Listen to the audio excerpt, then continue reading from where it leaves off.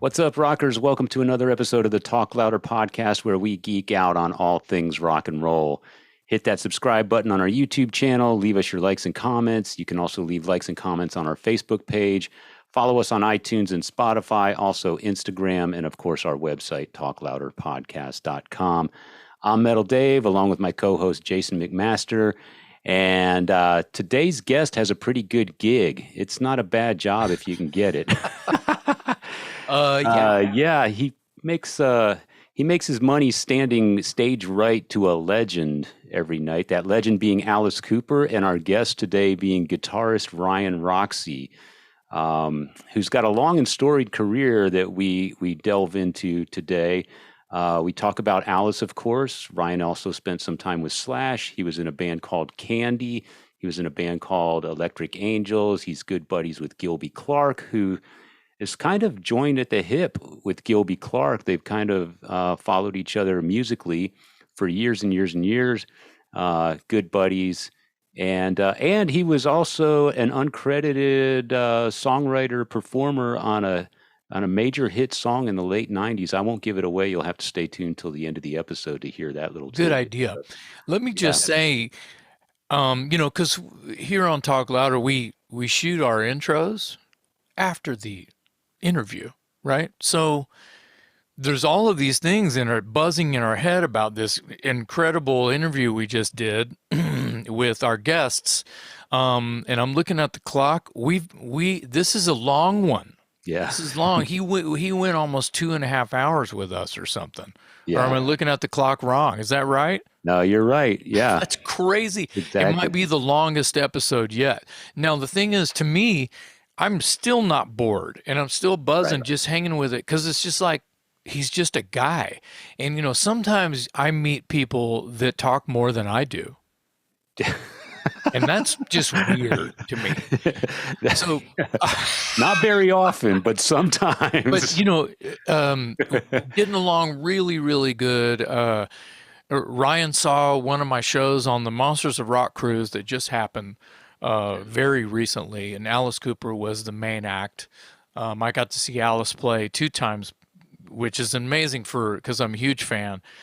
And Ryan came and saw me play, and he's such the nicest guy. And I met his wife and everything. Just incredibly wonderful people, and super, super cool to be with us here on the podcast today. The ilk of his story is incredible. He didn't really start from birth or anything, but it was fairly chronological. Dave, wouldn't you agree that where we kind of started with him? Yeah. It's a very good retrospect of his career. And like you were saying, we spent about 2.5 hours with him, but it's one of those episodes, and I've heard listeners tell me this, and I always love to hear it, when we know that the episode was 2 hours, 2.5 hours or whatever, and people get back to me and they say, I can't believe 2 hours went by that quickly because it was so interesting and entertaining. And I think Ryan did all that today. Well, it's long. It's a long one. You forget about the clock, and then you look down and you're like, holy shit, we've been going 2.5 hours. Or you can gauge it off of how many times you have to go piss. Yeah, and that for me it was once today. So well, that means you didn't have the large coffee before we started. So because I didn't have the large coffee, and I'm still holding one back. So yeah. That's good. The great time that we had today with Ryan Roxie is really incredible. But before we get into it, I want to throw a giant shout out to Paul Unger, who is a friend of mine. He's a friend of our producer Jared's. He's a huge Dangerous Toys fan and Pariah fan. He's a huge fan of Jared's, and Paul Unger is partial the reason that we have Ryan on the show today, because Paul and Ryan are fairly close, and Paul to this day still gets hooks Ryan up with shows when he has a group that's doing some touring or doing a special one-off or something. He'll call Paul. Paul is in Pennsylvania and East Coast, and will he's between Ohio and Pennsylvania. If you're going through there, you've been to a major rock show and you were down on the floor in the front row even, you've probably stood right next to this guy, Paul Unger. He's a great guy. It's funny, Ryan references him as like being the Moses of rock and roll. He went to the mountain, talked to the burning bush, and came down with the tablets. And that's just a great image of Paul Unger. So thank you, Paul, for everything you do for rock and roll and for playing part in hooking us up with Ryan Roxie today here on the Talk Louder podcast.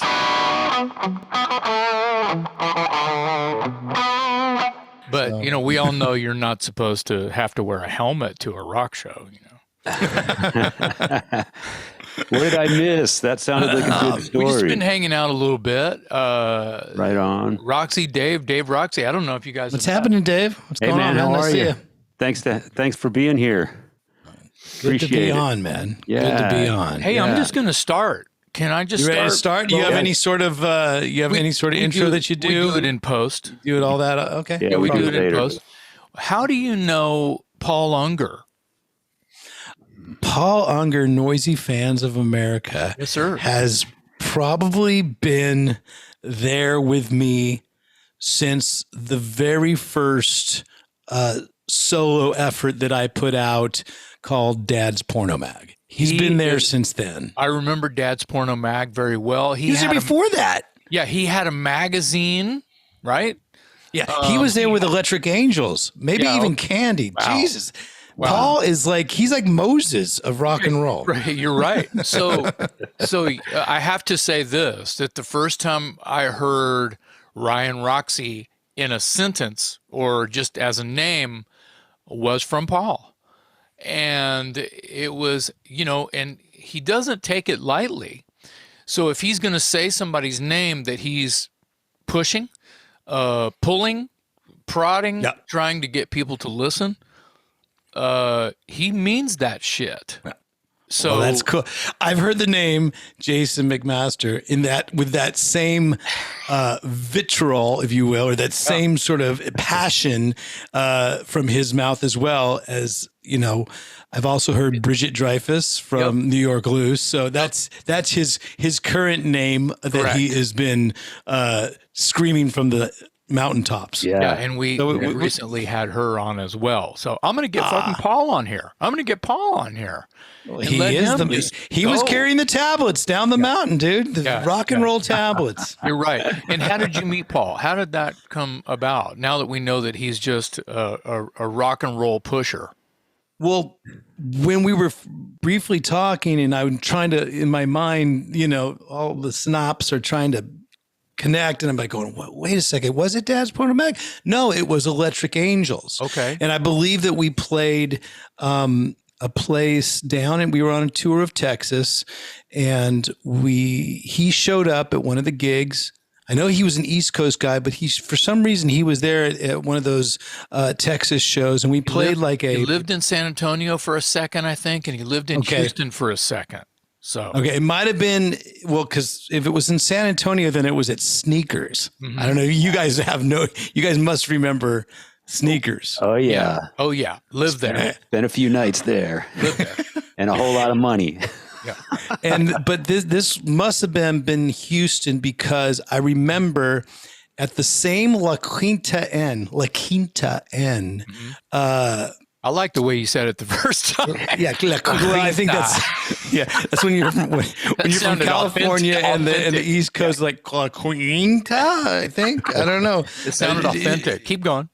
Only a couple years later did we realize that it was such a class operation, La Quinta. But I remember that There goes that was our the first sponsor. time. Damn.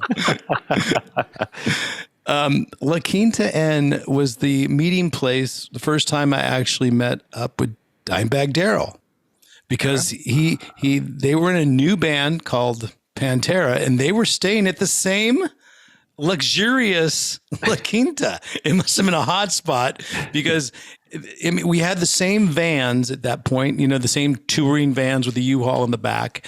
The only thing that they had that I think surpassed us by far was they had video camcorders. You know, it was before the age, folks, where you had more directing power in your palm of your hand with a phone. This is back when you used to have like the bigger the camcorder, the better the picture and stuff. And it was still shit picture. It's 80s. Can you give us a year that might have been? That must have been 1989. Okay. It must have been 1989, right after the album came out, and we were touring through there, and we played this. I want to say it was a steakhouse. It used to be a steakhouse, but then it became a club. And because I remember there were booths that looked like some sort of glorified that's steakhouse. Called the Backstage. That venue is called the Backstage. I don't look for it anymore. I'm sure it's not there. Mm-hmm.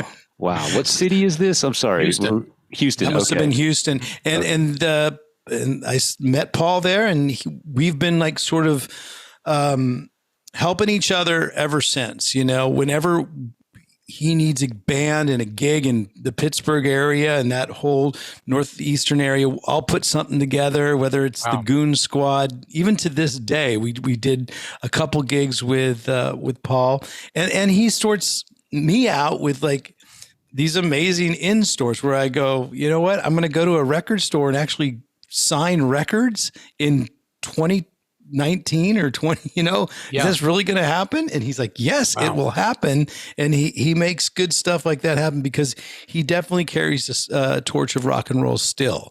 And you know, he's part of that spirit, part of that kindred, part of that sort of necessary guy that you need to make this whole thing keep rolling. When he met you, did he tell you about a band called Noisy Mama, and that's what his Noisy Fans of America thing is kind of named after? Does that sound familiar to you? Noisy Mama. Now, what's the history behind Noisy Mama? I don't really have enough intel, brain cells, etc., to recall Noisy Mama, but I want to say that he was kind of their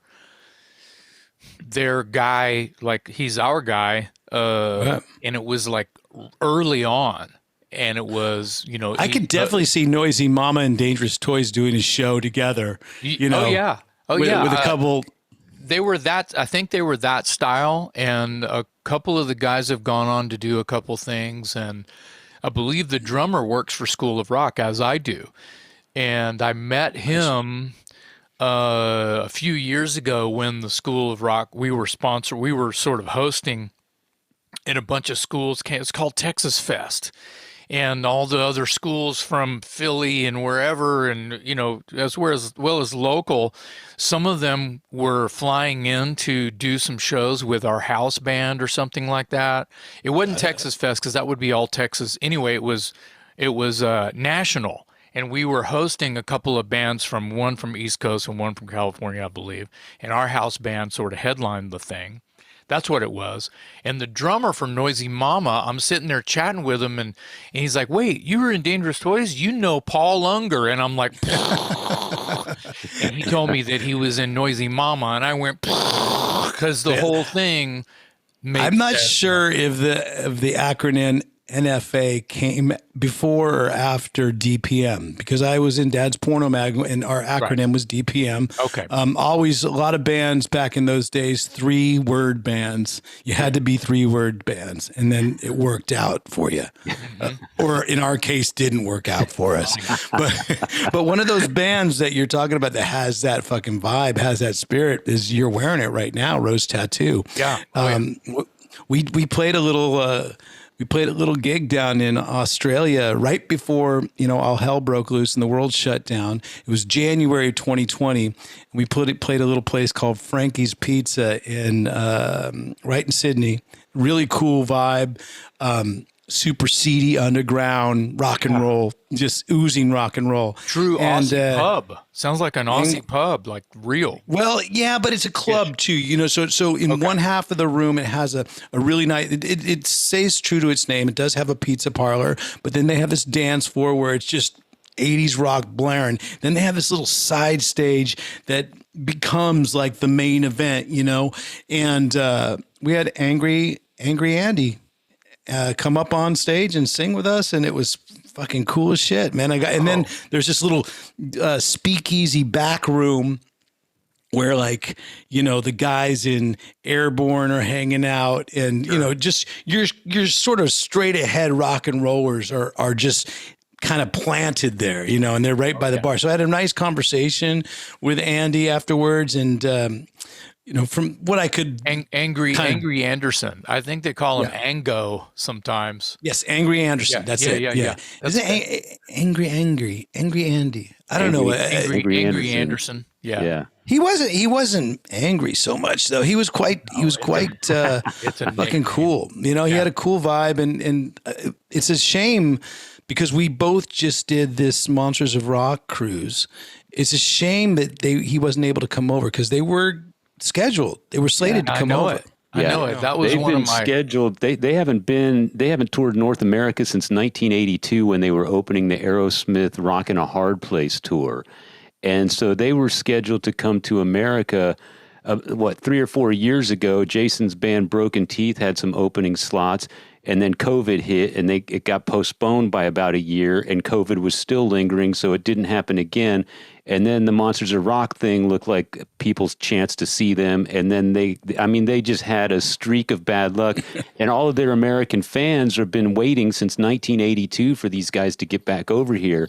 And it just hasn't happened. So yeah, Broken Teeth was on like 2 or 3 of those shows just in the past few months that have like fallen off because of COVID. And I heard that it had dwindled down to Angry just fronting American musicians. Now, 1 or 2 years ago when it was supposed to come through, they had Mark Evans. They had Mark Evans from AC/DC on bass. The original bass player from AC/DC was in the He was back in the room. He was back in that side speakeasy room. You were in there with super Aussie rock royalty. Wow. You were in there with Hey, I don't want to backtrack, but I want to hear about the shenanigans with Pantera at the La Quinta. You know what?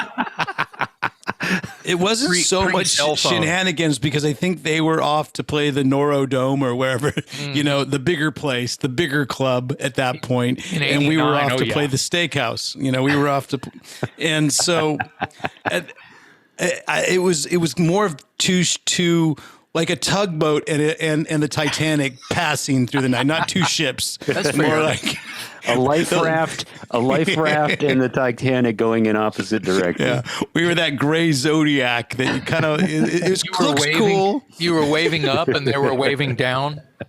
Yeah. Oh man, we were more of a Greenpeace operation, I believe. We really were. Well, those are great, and it's great to be able to all these years later just to say that we are still in love with Paul Unger, the idea of Paul Unger, and to say that he's like I love how you were saying that he's a rock and roll Moses. It's really he is. I mean, I don't want to make this the Paul Unger roast and stuff like that, but maybe that's time for another episode where we just roast the shit out of him. Yeah, I love that. That's why I want to have him on here, and maybe we can go, Paul, this is your life. We can have an episode like that. We know we are making his name. We're inventing him right now because right now there's a lot of people. Oh, noisy fans of America. Who is this guy? He's an enigma. Well, who is he? If they're a hardworking band, they're going to want somebody like Moses on their front of the ship, Yeah. What was that called before? They were kind of like punk rock magazines started it all. Fanzines? Like fanzines. Yeah. They were he was like one of the original fanzines where it was kind of just like a couple 8.5 by 11 pieces of paper folded in half. Yeah. And sometimes not even stapled. I'm part of that. I'm part of that movement. I was in this band called Watchtower a decade prior to Dangerous Toys. So I was officially in the band like 8.5 years until I had to sign a piece of paper and bow out to go full time with the Toys, which had been very short, very short tenure until then, but things were ramping quickly. And did you run your own fanzine? I'm from that. I wrote for a couple of them. Yeah. I think one of my first meetings with Jason was at Kinko's. He was printing up flyers or printing up fanzines. Yeah, the whole flyers and fanzine thing that you nailed it with the punk rock thing. The punk guys knew exactly what to do. The original idea of a fanzine put together by a band is to promote their own band, but all of their friends' bands too. And they would have this list of crash pad phone numbers and addresses in the back of this fanzine. And if you climbed in the van without that, you were having to rummage for places and couches to crash on, garages to crash in. But those fanzines had all that shit in there. And it was... Well, let's go down that rabbit hole where most podcasts wouldn't even touch now, because most people, when you said the word, Dave, when you said Kinkos, they're like, what's a Kinkos? Well, folks, I didn't even think of that, but you're Kinkos, exactly right. it's gone the way of Blockbuster Video, and right around the same time, I think. But Kinkos used to be the place where every single band would print up their flyers, and our drummer of Electric Angels, John Schubert, was the king of designing flyers. I don't know if you had a guy in your band that was good at designing stuff, but he became the king. Whether he was any good or not, I don't know, but literally had to hand draw the logos. That's exactly what John would do. He'd copy and paste and stuff. He'd make a lot of cool shit happen, but my biggest style.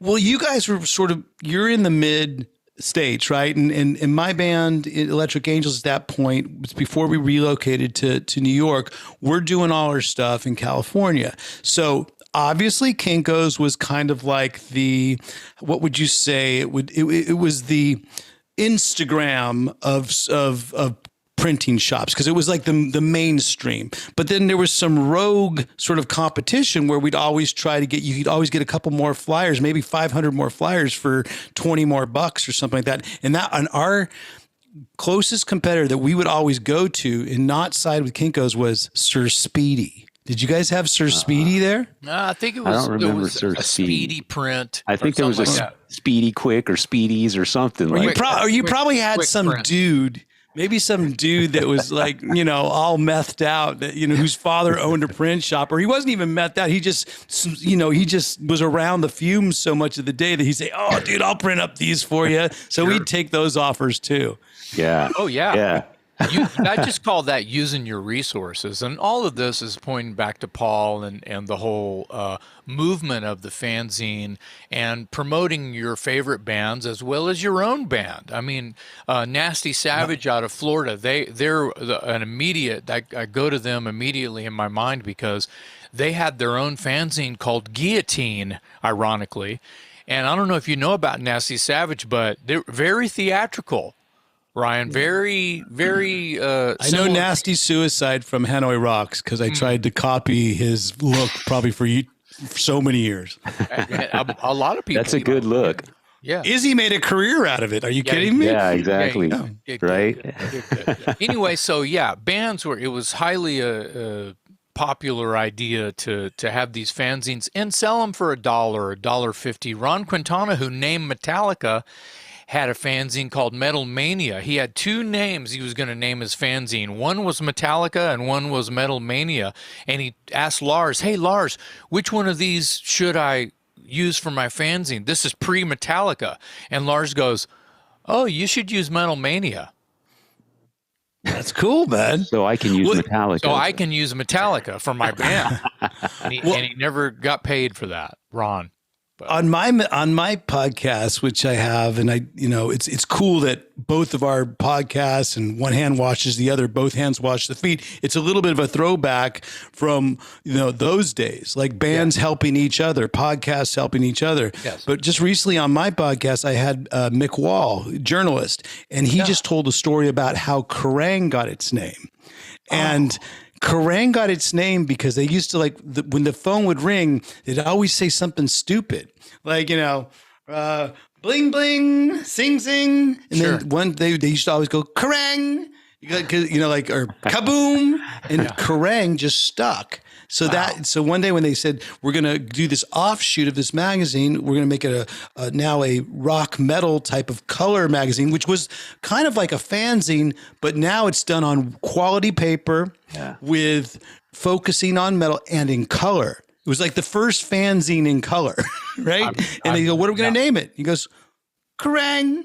Why not? Because I always thought it was some sort of Asian sort of, because, it seemed that most of the bands were really popular in Japan, and you'd always see Kerrang magazine coming out of Japan. Hanoi Rocks was huge in it as well. So, I mean, I always thought it was some sort of Japanese name or some sort of Asian. I thought it was the sound of a guitar. Kerrang! Well, it's funny that you say you thought it was possibly, a magazine based out of Japan, because out of Japan you had Burn.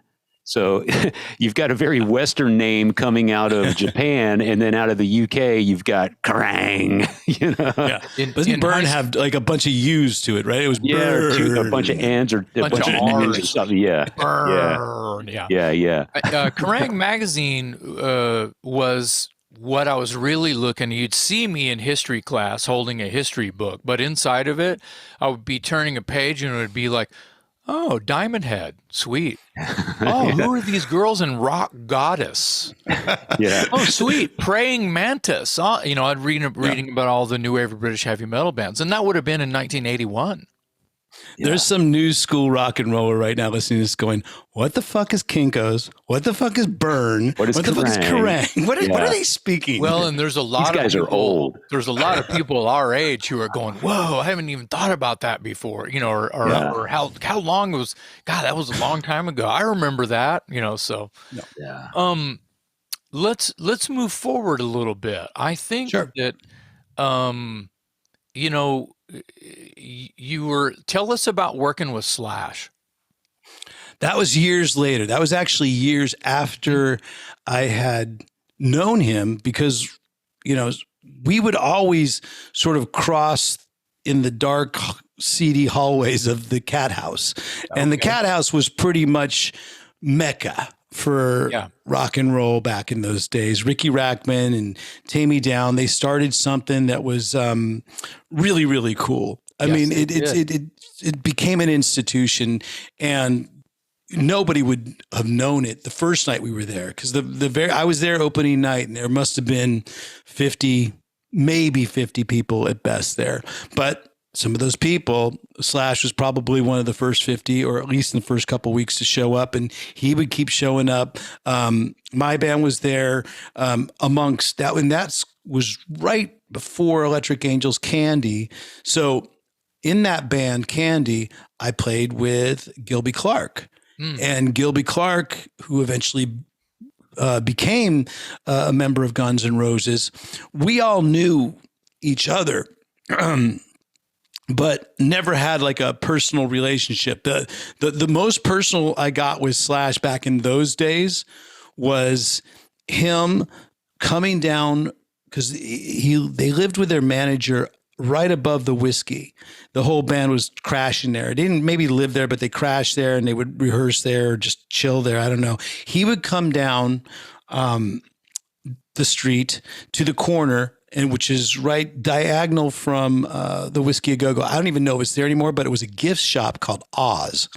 And I worked at Oz because it was a block away from where I lived. And I was lucky enough to have, with a bunch of roommates, an apartment right in the Hollywood area. But we all kind of worked at this place called Oz, and it was a complete shit show. No one should have been hired there, but we sold knickknacks and gifts, and, Hollywood actors would come in, and they'd, usually be a little bit inebriated and stuff like that. And they'd come in and buy gag gifts and jokes and stuff, and then they go about their business. So I remember Slash coming in more than once to exchange a $50 bill or a $100 bill just to get change.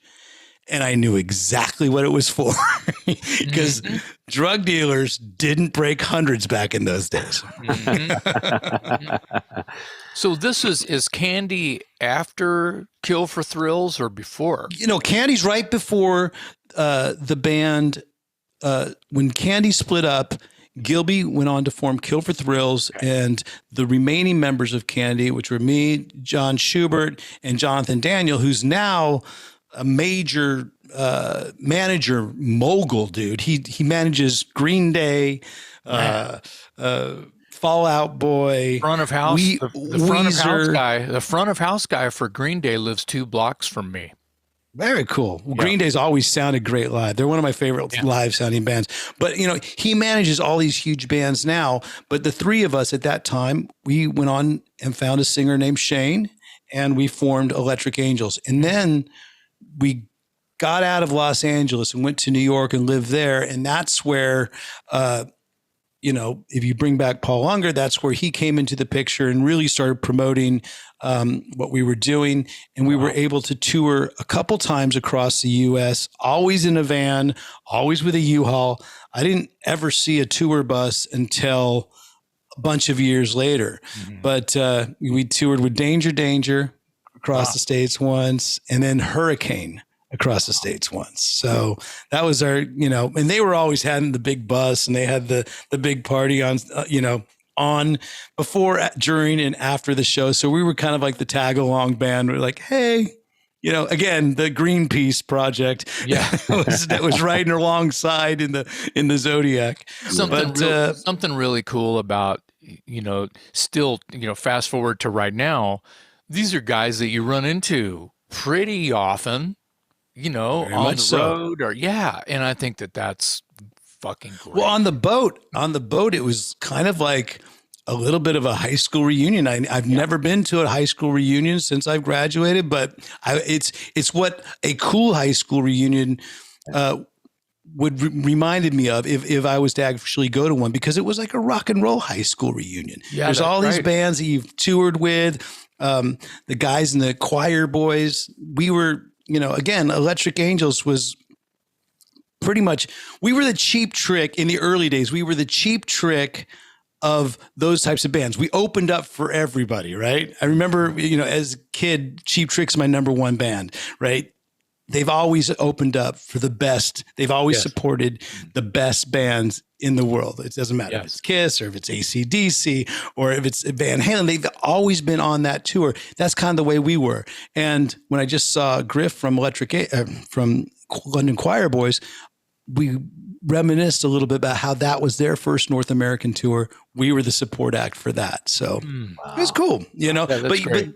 So what ends up happening is I end up coming back to Los Angeles after the demise of Electric Angels, after I, stick my ATM card in New York. I stick it into the machine, and it says I can't withdraw any money. And $20 is the minimum you can withdraw, right? And you're not allowed to draw any money out. I'm like, I have less than $20 in my account. It's time for me to get the fuck out of New York, because I had come there with very little, next to nothing, but we had gotten a record deal. We'd gotten a publishing deal. We had done all the things that before, in today's terms would actually seem like a chunk of money, because there is no money in record sales these days. But all that money had gone to rent. It had gone to, whatever. The lifestyle of New York does cost money.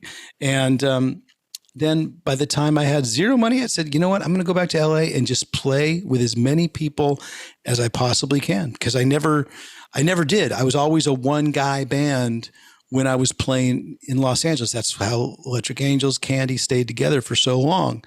But my buddy Gilby came back into the picture, and this was still in Guns N' Roses, but he's also doing his own solo album. Mm-hmm. He says, Rox, do you want to come with me while I do my solo tour? I said, by all means. And he was that was the first time I'd ever been on a tour bus. The first time I'd ever been able to play a big venue. We supported Aerosmith in South America, which was crazy stuff. And again, knowing the guys in Guns N' Roses, but not being real close to them, I still didn't have close contact. It wasn't until after I'm in Alice Cooper and Slash comes up to guest with us that we really hit it off, because it's like once he got on stage and once we started playing together, we're like, oh shit, we kind of play well together. This is a cool vibe. I'm playing stuff that's complementing what he's doing, and vice versa. It was good. It was a good riff. It was a good sort of vibe, and that wouldn't have happened unless Alice Cooper invited Slash up, and Slash kept coming up. We'd show up in different cities, and finally we just started talking on our own. And Yeah, a lot of conversations at 2 and 3 o'clock in the morning saying like, let's do something. Let's take this to the next level. Let's write some stuff together. Cool. Yeah. So, and this was before a singer, and he already had Johnny Grapark, who's a bass player, great bass player, and and he had Matt Logg as a drummer. So we had a good nucleus, a good rhythm section. We just had to find that singer, and we went through a lot of auditions, a lot of great tapes. I mean, what were you doing back in those days, Jason? Did you ever get the call for Slash's Snake Pit? Because your voice seems perfect for that, especially for the stuff we were writing. Yeah. You know? I think it was like right around 90, what was it, 95, 90? Yeah, I was just in the toys. Yeah. I've got what may be a very unpopular opinion here, but I'm gonna say it anyway. I remember the first Slash record. I thought Eric Dover was a great vocalist and was a great fit for that band. And then the second album with Rod Jackson, I was kind of surprised that Slash had him join the band, because I was thinking, Slash has been in a band with Axl Rose. He was just in a band with Eric Dover. I know his influences. He likes Steven Tyler, that sort of singer. Jason would have been a good fit, like you're saying, Ryan. And so I kind of associate Slash with these guys with very kind of dynamic ranges and kind of a screech to their voice and that sort of thing. And I didn't hear any of that in Rod. And so I much preferred the first album. No offense, Ryan, as far as from a vocal standpoint, I preferred the first album over the second album. And I always found it odd that Slash hired Rod, because I didn't think Rod had nearly the pipes of the singers that Slash had previously played with.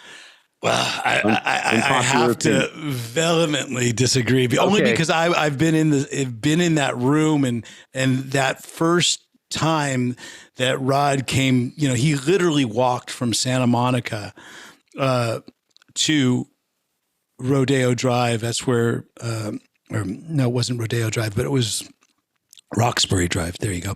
That was where Slash's sort of mansion was, and that's where we practiced. That's where Snake Pit Studios was. He literally walked there because he couldn't afford a taxi cab, and he walked in and just fucking blew the roof off. I mean, his voice to me is one of the most powerful voices to this day. And here's the thing.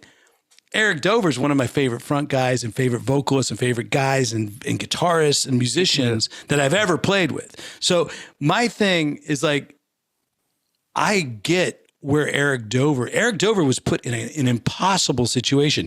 He had to write lyrics and sing an album that was already recorded. Basically, the only thing nothing other than the mastering, everything was done. So he had to come in to an album that was basically mixed, write lyrics, and record all these in a really finite amount of time. So I thought he did such a great job on that album.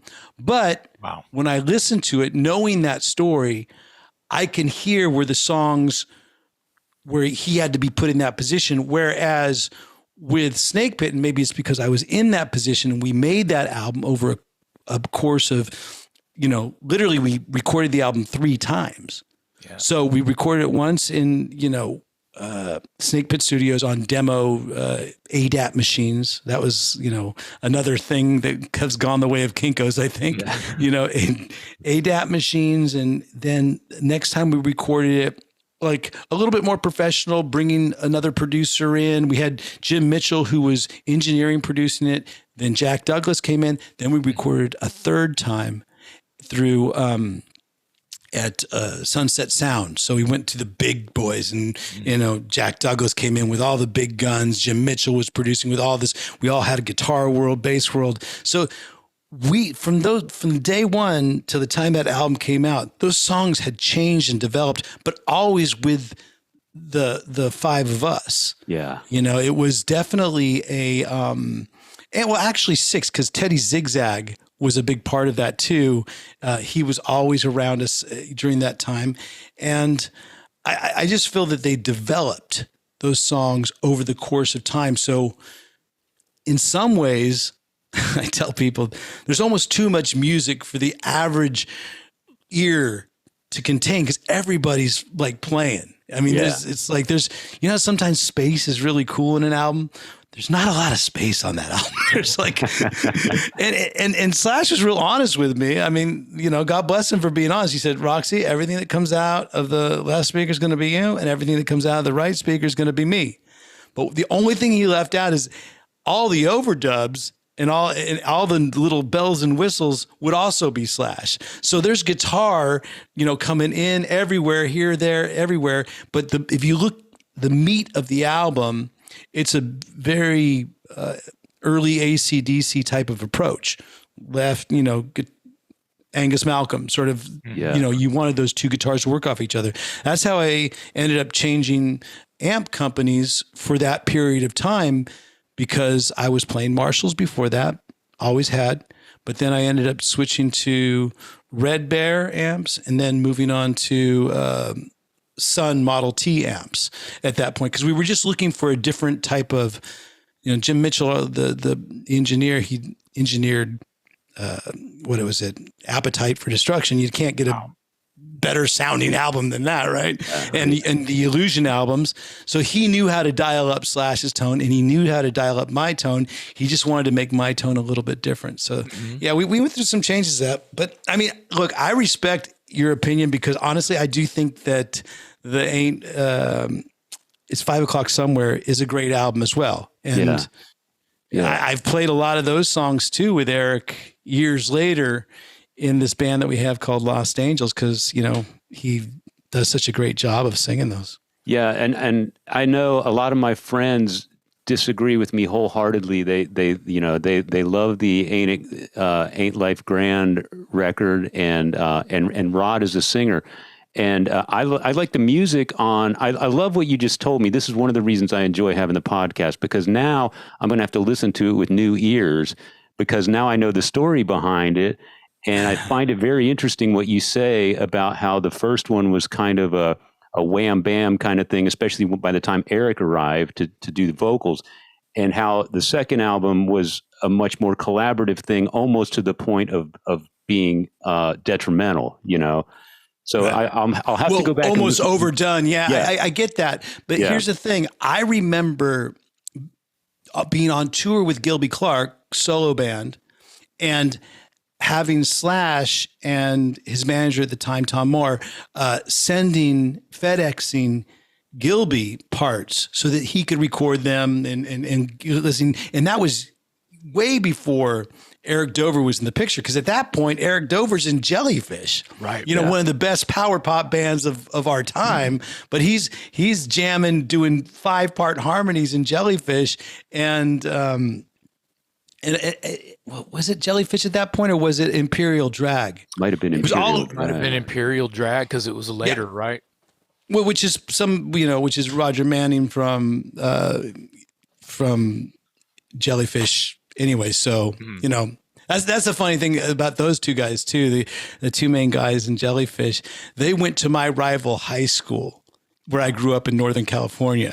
They went to the high school that was like, a little bit more downtown suburbia, whereas we were like up in the foothills. I went to Foothill High, they went to Amador. But I didn't really know those guys until Belly Button came out. And then when Belly Button came out, I said, fucking game over. What a fucking great record. There was no rock and roller, I don't care how heavy you liked your music, that didn't appreciate Belly Button Jellyfish record. Yeah. And then when Imperial Drag came out, that's a record that I could really sort of like wrap my head around. And because I got it, it was like all of the 70s glam done up with this sort of over-the-top androgyny David Bowie meets the Sweet kind of a thing. And I was all about that.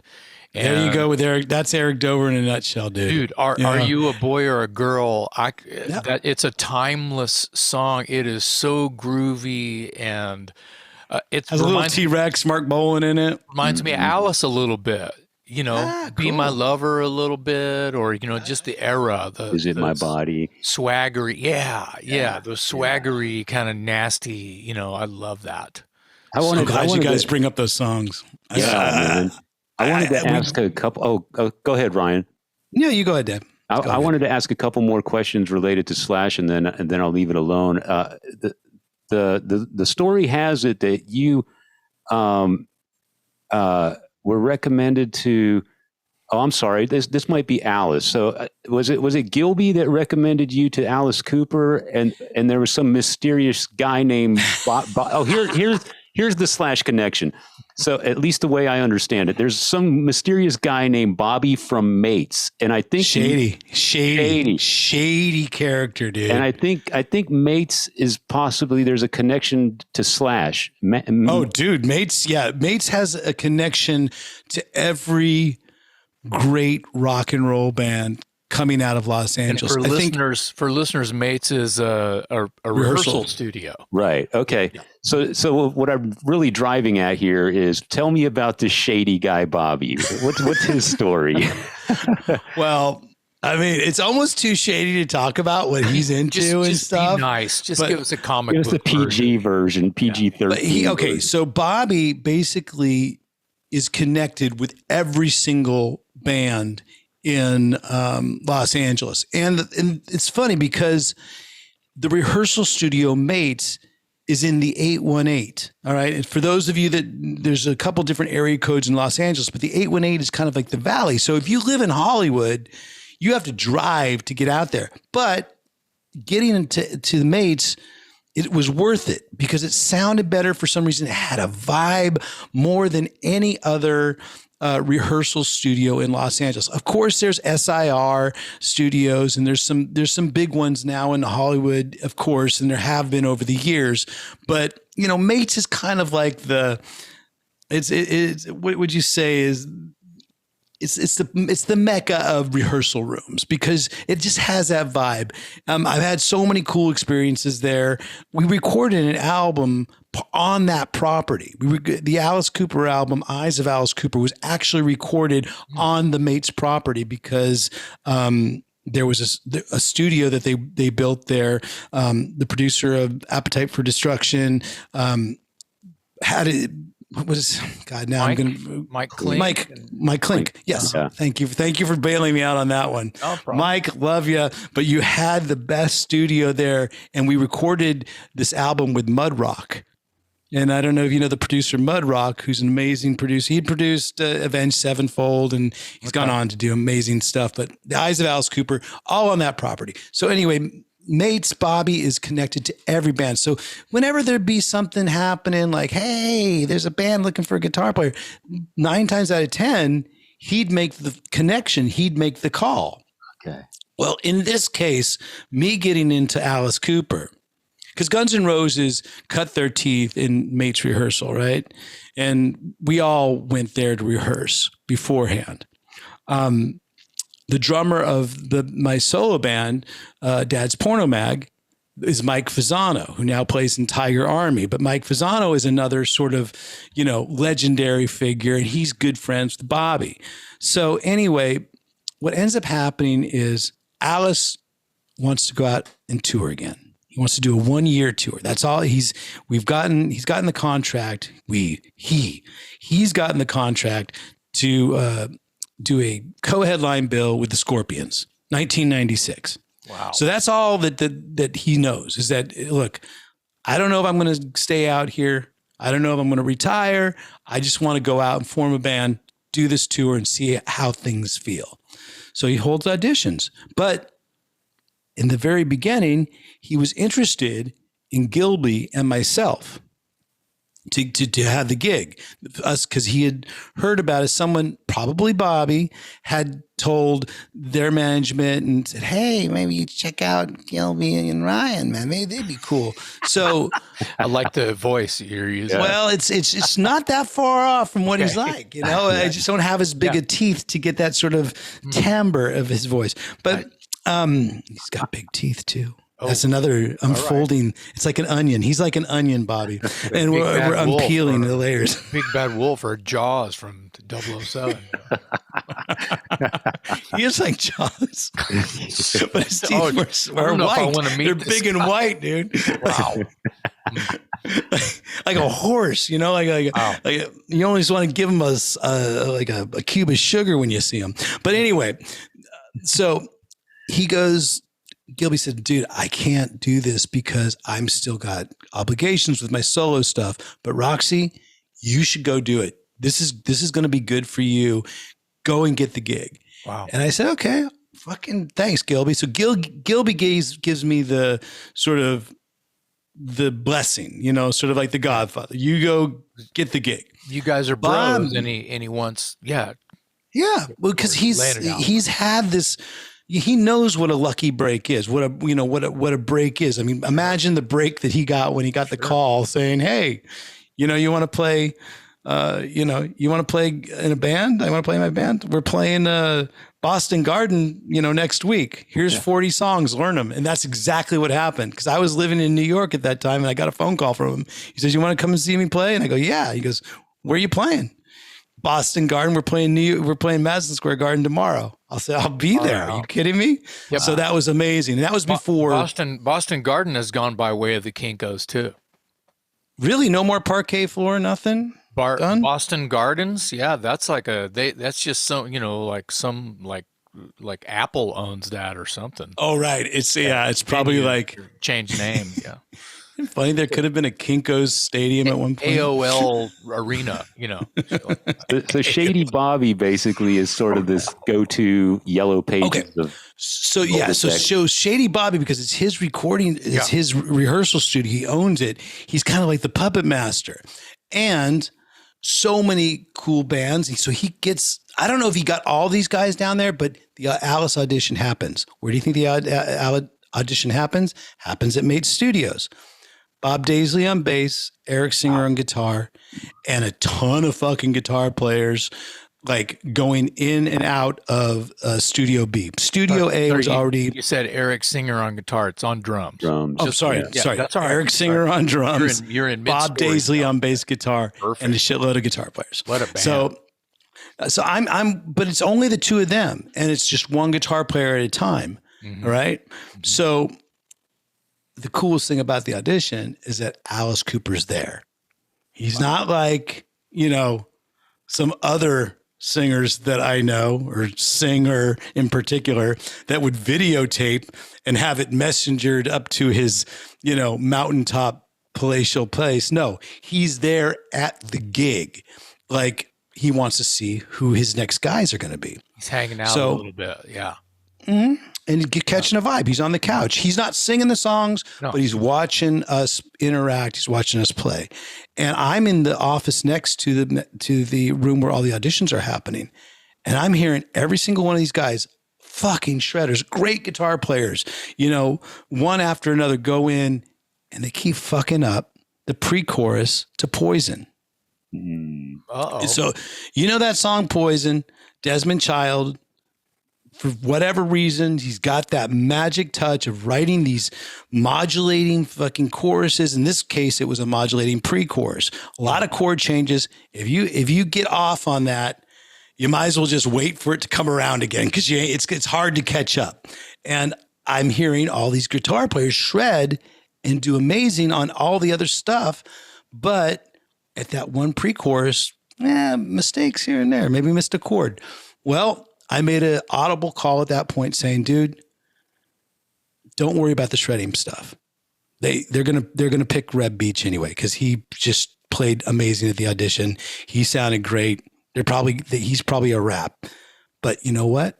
They're gonna need another guy to hold down the fort, some guy to hold down the foundation, some guy to be, you know, kind of the concrete guy. If you can be that guy, and then when it comes your turn for the solo that only uses one note, 18. You can do that. You can do that, and with all your bravado and all your attitude, of course. So I just said, sorry, this is a conversation that you're having internally. Yeah. In my head, right before the audition. Yeah. Right. So you're psych down instead of psych out. No, I'm psyching myself just I'm in my own head, which, I look out of the corner of my eye and Bobby's just sitting there, gnawing on a cup of coffee, and he's got something. He's just looking at me in the corner of his eye.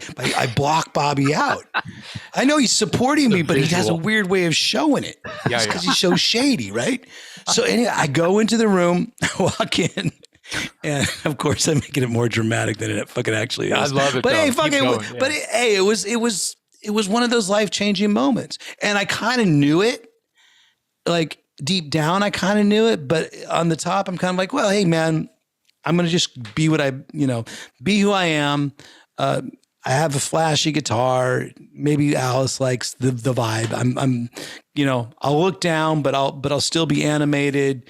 I'll be rock and roll the way I've always studied other rock videos and stuff like that. Be that guy, be that fucking rock guy. So we do $1 Billion Babies, 18. Then it comes time for the big poison, and fucking that day nailed that pre-chorus. I nailed all 3 fucking pre-choruses. And when I was walking out of the room, Alice and I, our eyes met, and I kind of knew, I knew that I had a chance. I knew I had a shot at it. And a day later, I got the phone call. Alice likes you. We'll see you down in Mexico. And that was our first gig, was Cabo San Lucas, Cabo Wabo, Van Halen, Sammy Hagar's club. Yeah. And that was, again, one of the first times that ever played on stage with Alice. I hadn't played on stage with him up until that point. First time we're playing on stage, it's like recording an album, which eventually becomes Fistful of Alice, and we're recording it for VH1. And then, of course, that was the same day that Slash first came up as a guest appearance. And here's funny. Of course, Slash wants to play Only Women Bleed, right? The easiest of Alice Cooper songs, right?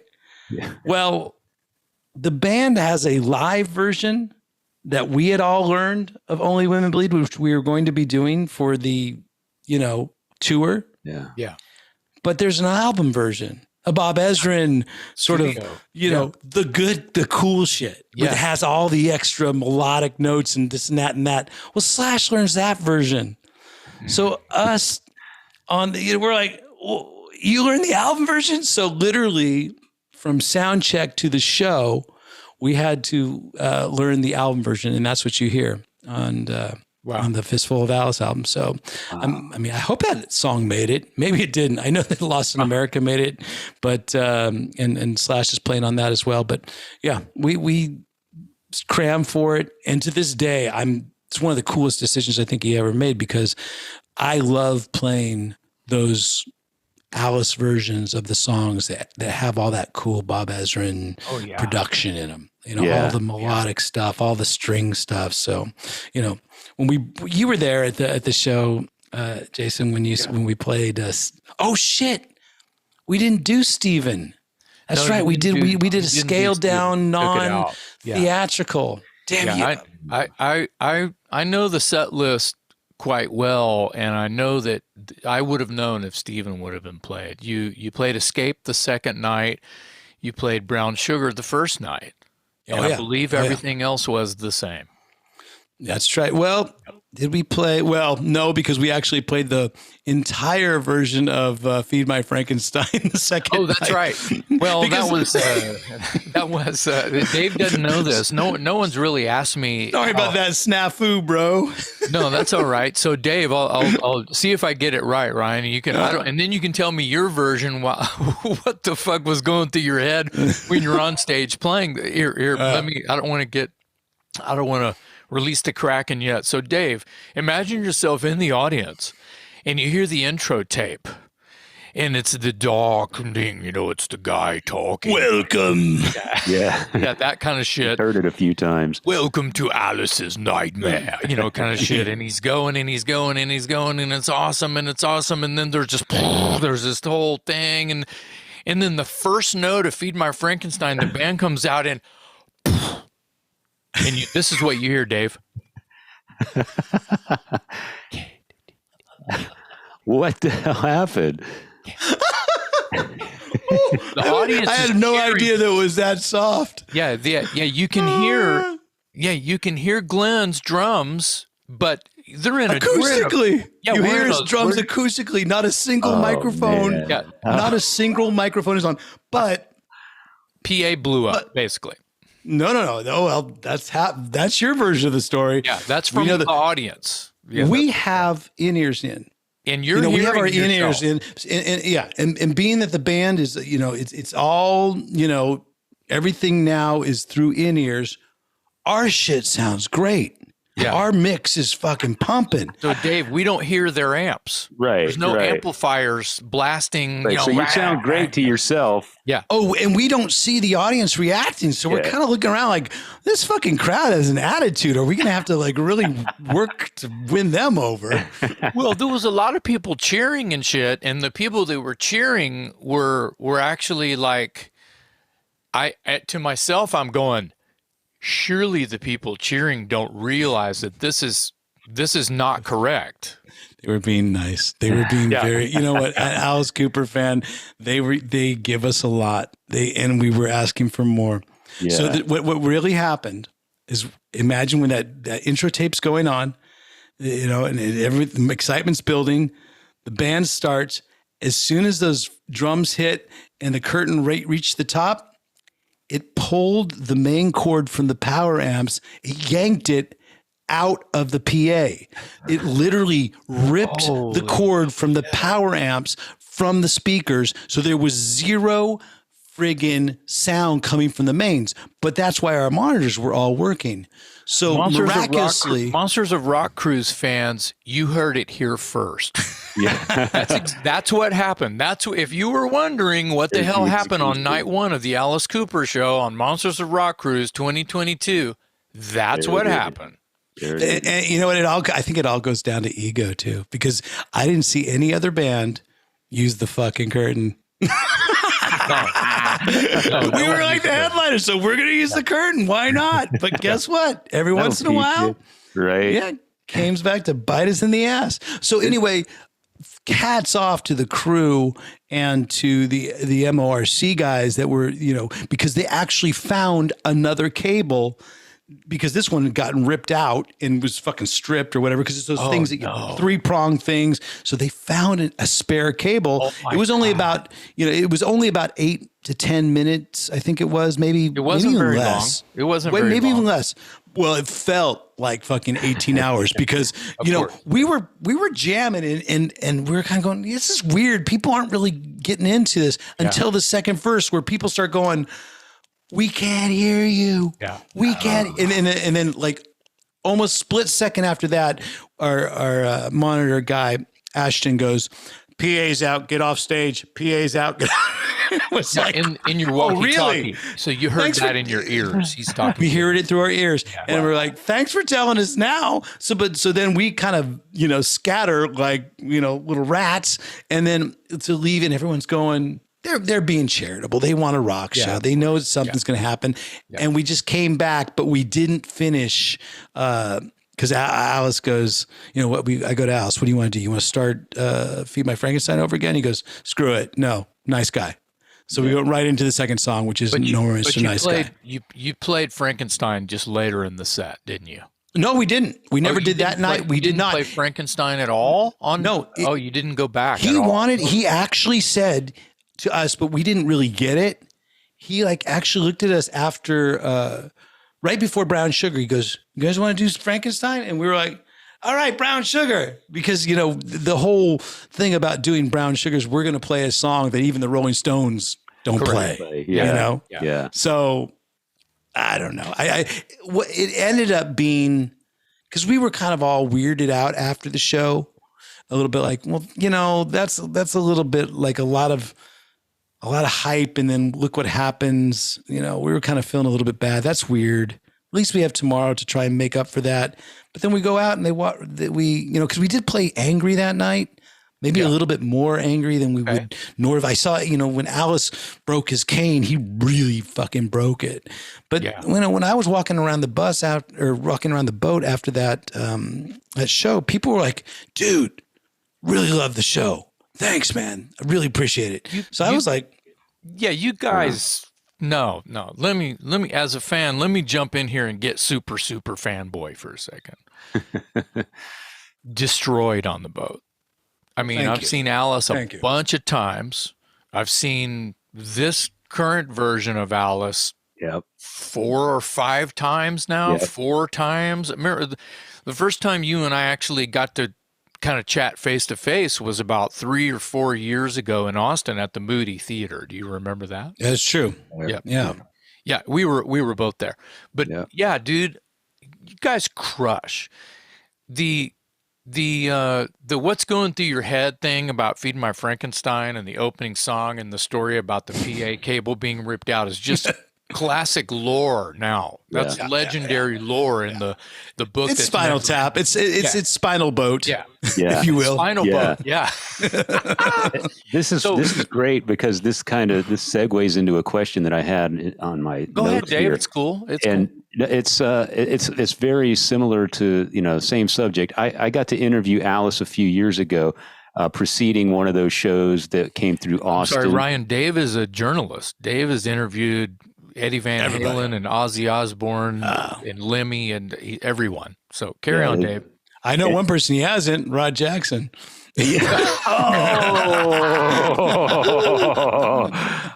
he would have walked away with a different perspective. He would have because Rod is pretty much one of the loudest voices. He doesn't. Rod Jackson? Okay, yeah. Let me get you a date on the. Oh, you don't want to talk to Dave? He would talk to you. He's one of the sweetest human beings. Badass. He's a very lovely human being. Man, I'm not going to live that down. That'll teach me. Funny.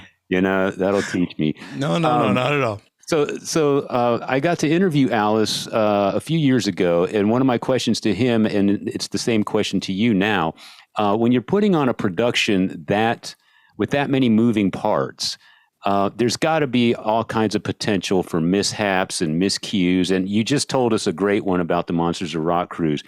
But what's been the biggest mishap you've had on stage with Alice, considering all the props and the moving parts? And, there's a lot going on. You got to watch where you are. Yeah. I mean, the mishap didn't happen to me, but our guitarist, Tommy Henriksen, got stabbed.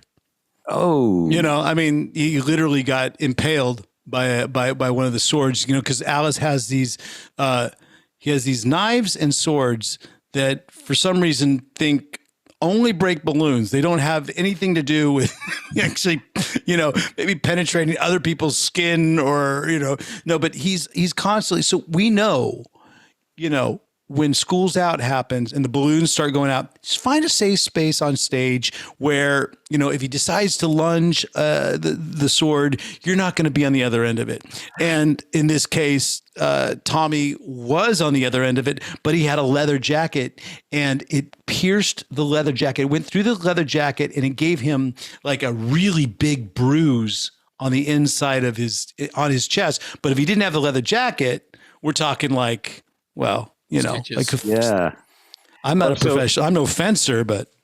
So Alice's answer to me when I asked him that question was, he didn't point to anything specific, but he said, I always tell my band that if you slip on a banana peel, do it again, and they'll think it's part of the show. But I guess Tommy probably wasn't in favor of doing that again, right? Well, or, our PA going out, because now we say, well, now we have to make it part of the show. And he's like, no, I don't want that. I don't want that. Yeah. I have a question that sort of goes with that a little bit. And this kind of, I would like for you to go back and talk about a rehearsal, like an Alice rehearsal. First, from you making eyes with Alice at Mates to Mexico, all the way to Mexico, you didn't mention any rehearsals. No. There was rehearsals on stage at Cabo San Lucas. Wow. Okay. Yeah. Okay. And here's another caveat to that not a lot of people know. The bass player that was supposed to come down for the tour was the ever smiling, lovable Greg Smith.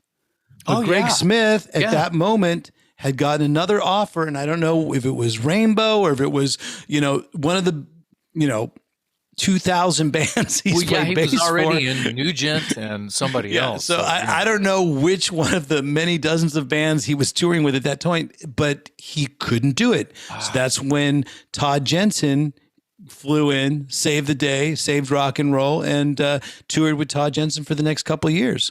So that's how I've had the sort of fortunate pleasure of playing with such amazing musicians.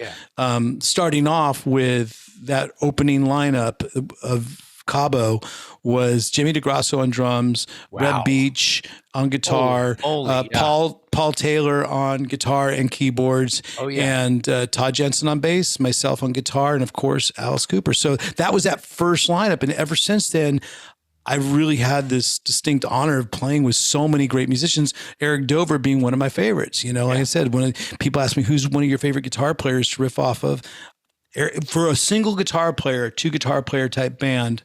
Although, I mean, I fucking love Pete Friesen as well. Pete Friesen's a great player, but Eric Dover and myself we really jived well together.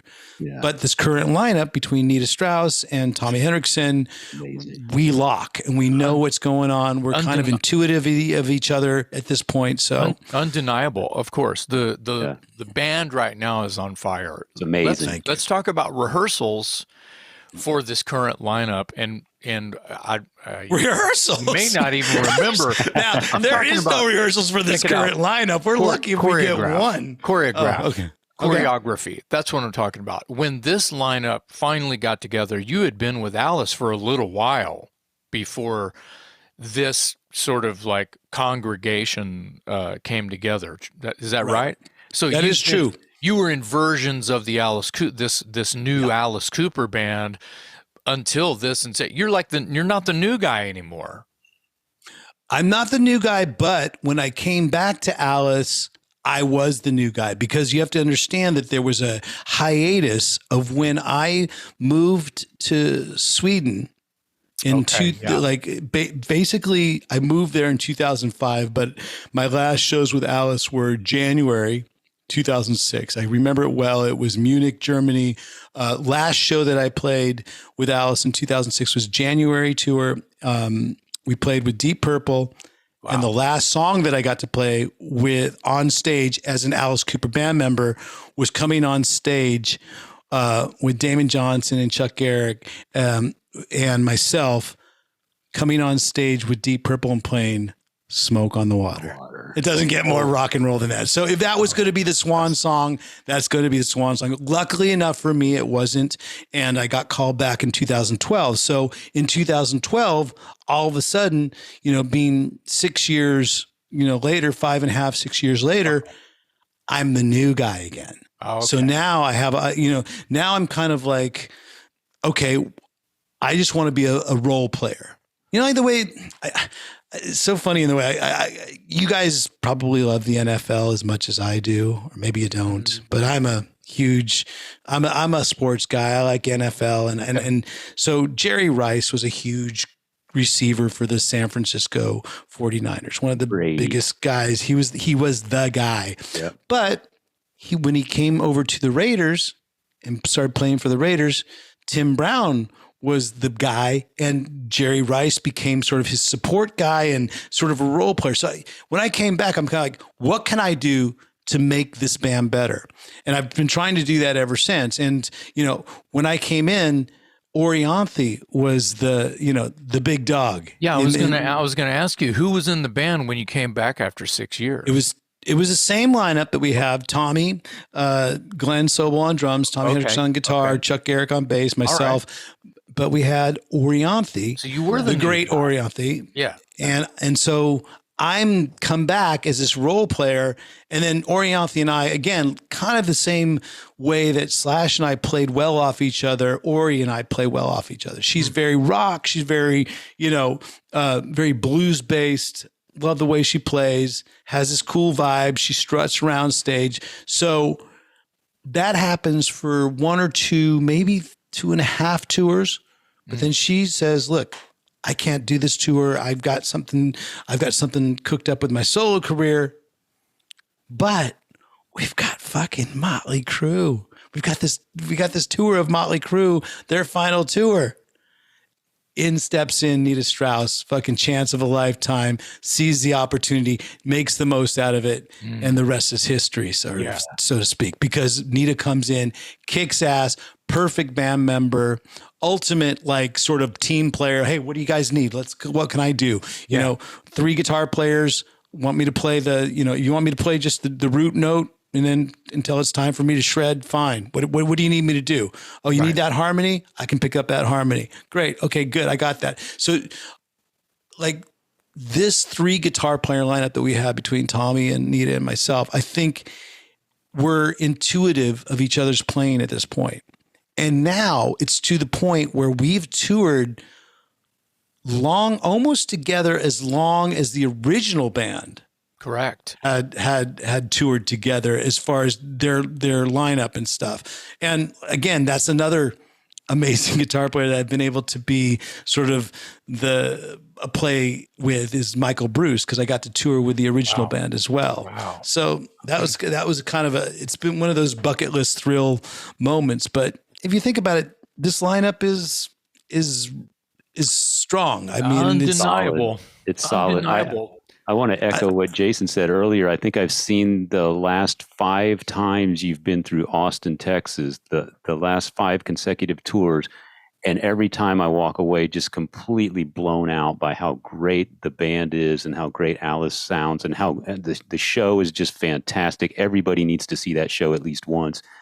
And it's gotten to that point, huh? It's almost. I think of it at this point where it's kind of like the Rocky Horror Picture Show. It's awesome. Yeah. It's Niagara Falls. It's the Grand Canyon. You got to see. It's like one of the 7th wonders of the world. Yeah. Well, even if you just come in there and look at it and go, I saw it, and walk away and go get yourself a beer during the drum solo. At least you saw, you saw it and you experienced it. And I think when you do come to an Alice Cooper show, it is like you're not just watching the show, you're watching the hardcores who have seen it. Some are going on their centurion shows. Yeah. It's crazy when we meet fans that have like, this is I'm approaching my 100th show. I'm like, Jesus. Yeah. Then I think about how many shows I've played with them and I go, oh, well, yeah. Yeah, I look around and see people dressing kind of dapper, like 18th century, and they have the hat and everything, and they're like those are actually original fans, actually. Yeah, right. Yeah, they are. We've been around for that long. That's just their normal clothing. Yeah, right. Yeah, but I mean, people dress up to go see Alice Cooper because they become part of the show. As a matter of fact, I wanted to. I still haven't gotten this to spit this question out about. Your let me be clear, your choreography rehearsals, because in every song in your show, everyone has a place. And if you're not in your place, that means you fucked up and you have to rehearse it and get it right. So when you came back and you were the new guy, see, now I have knowledge. When you came back and you're the new guy, is there a new act that you have to, a skit per song that you have to learn that everybody else was already doing? Or when Orianthi split, did Nita have to come in and learn what was happening in Frankenstein, what was happening in this or that, and the guitar trade off and the cane and the follow Alice, or play back up like you're afraid of Alice as he's coming towards you? Those things evolve. Yeah, all those things kind of evolve. Yeah. But tell us some of the I'll be honest with you. Yeah.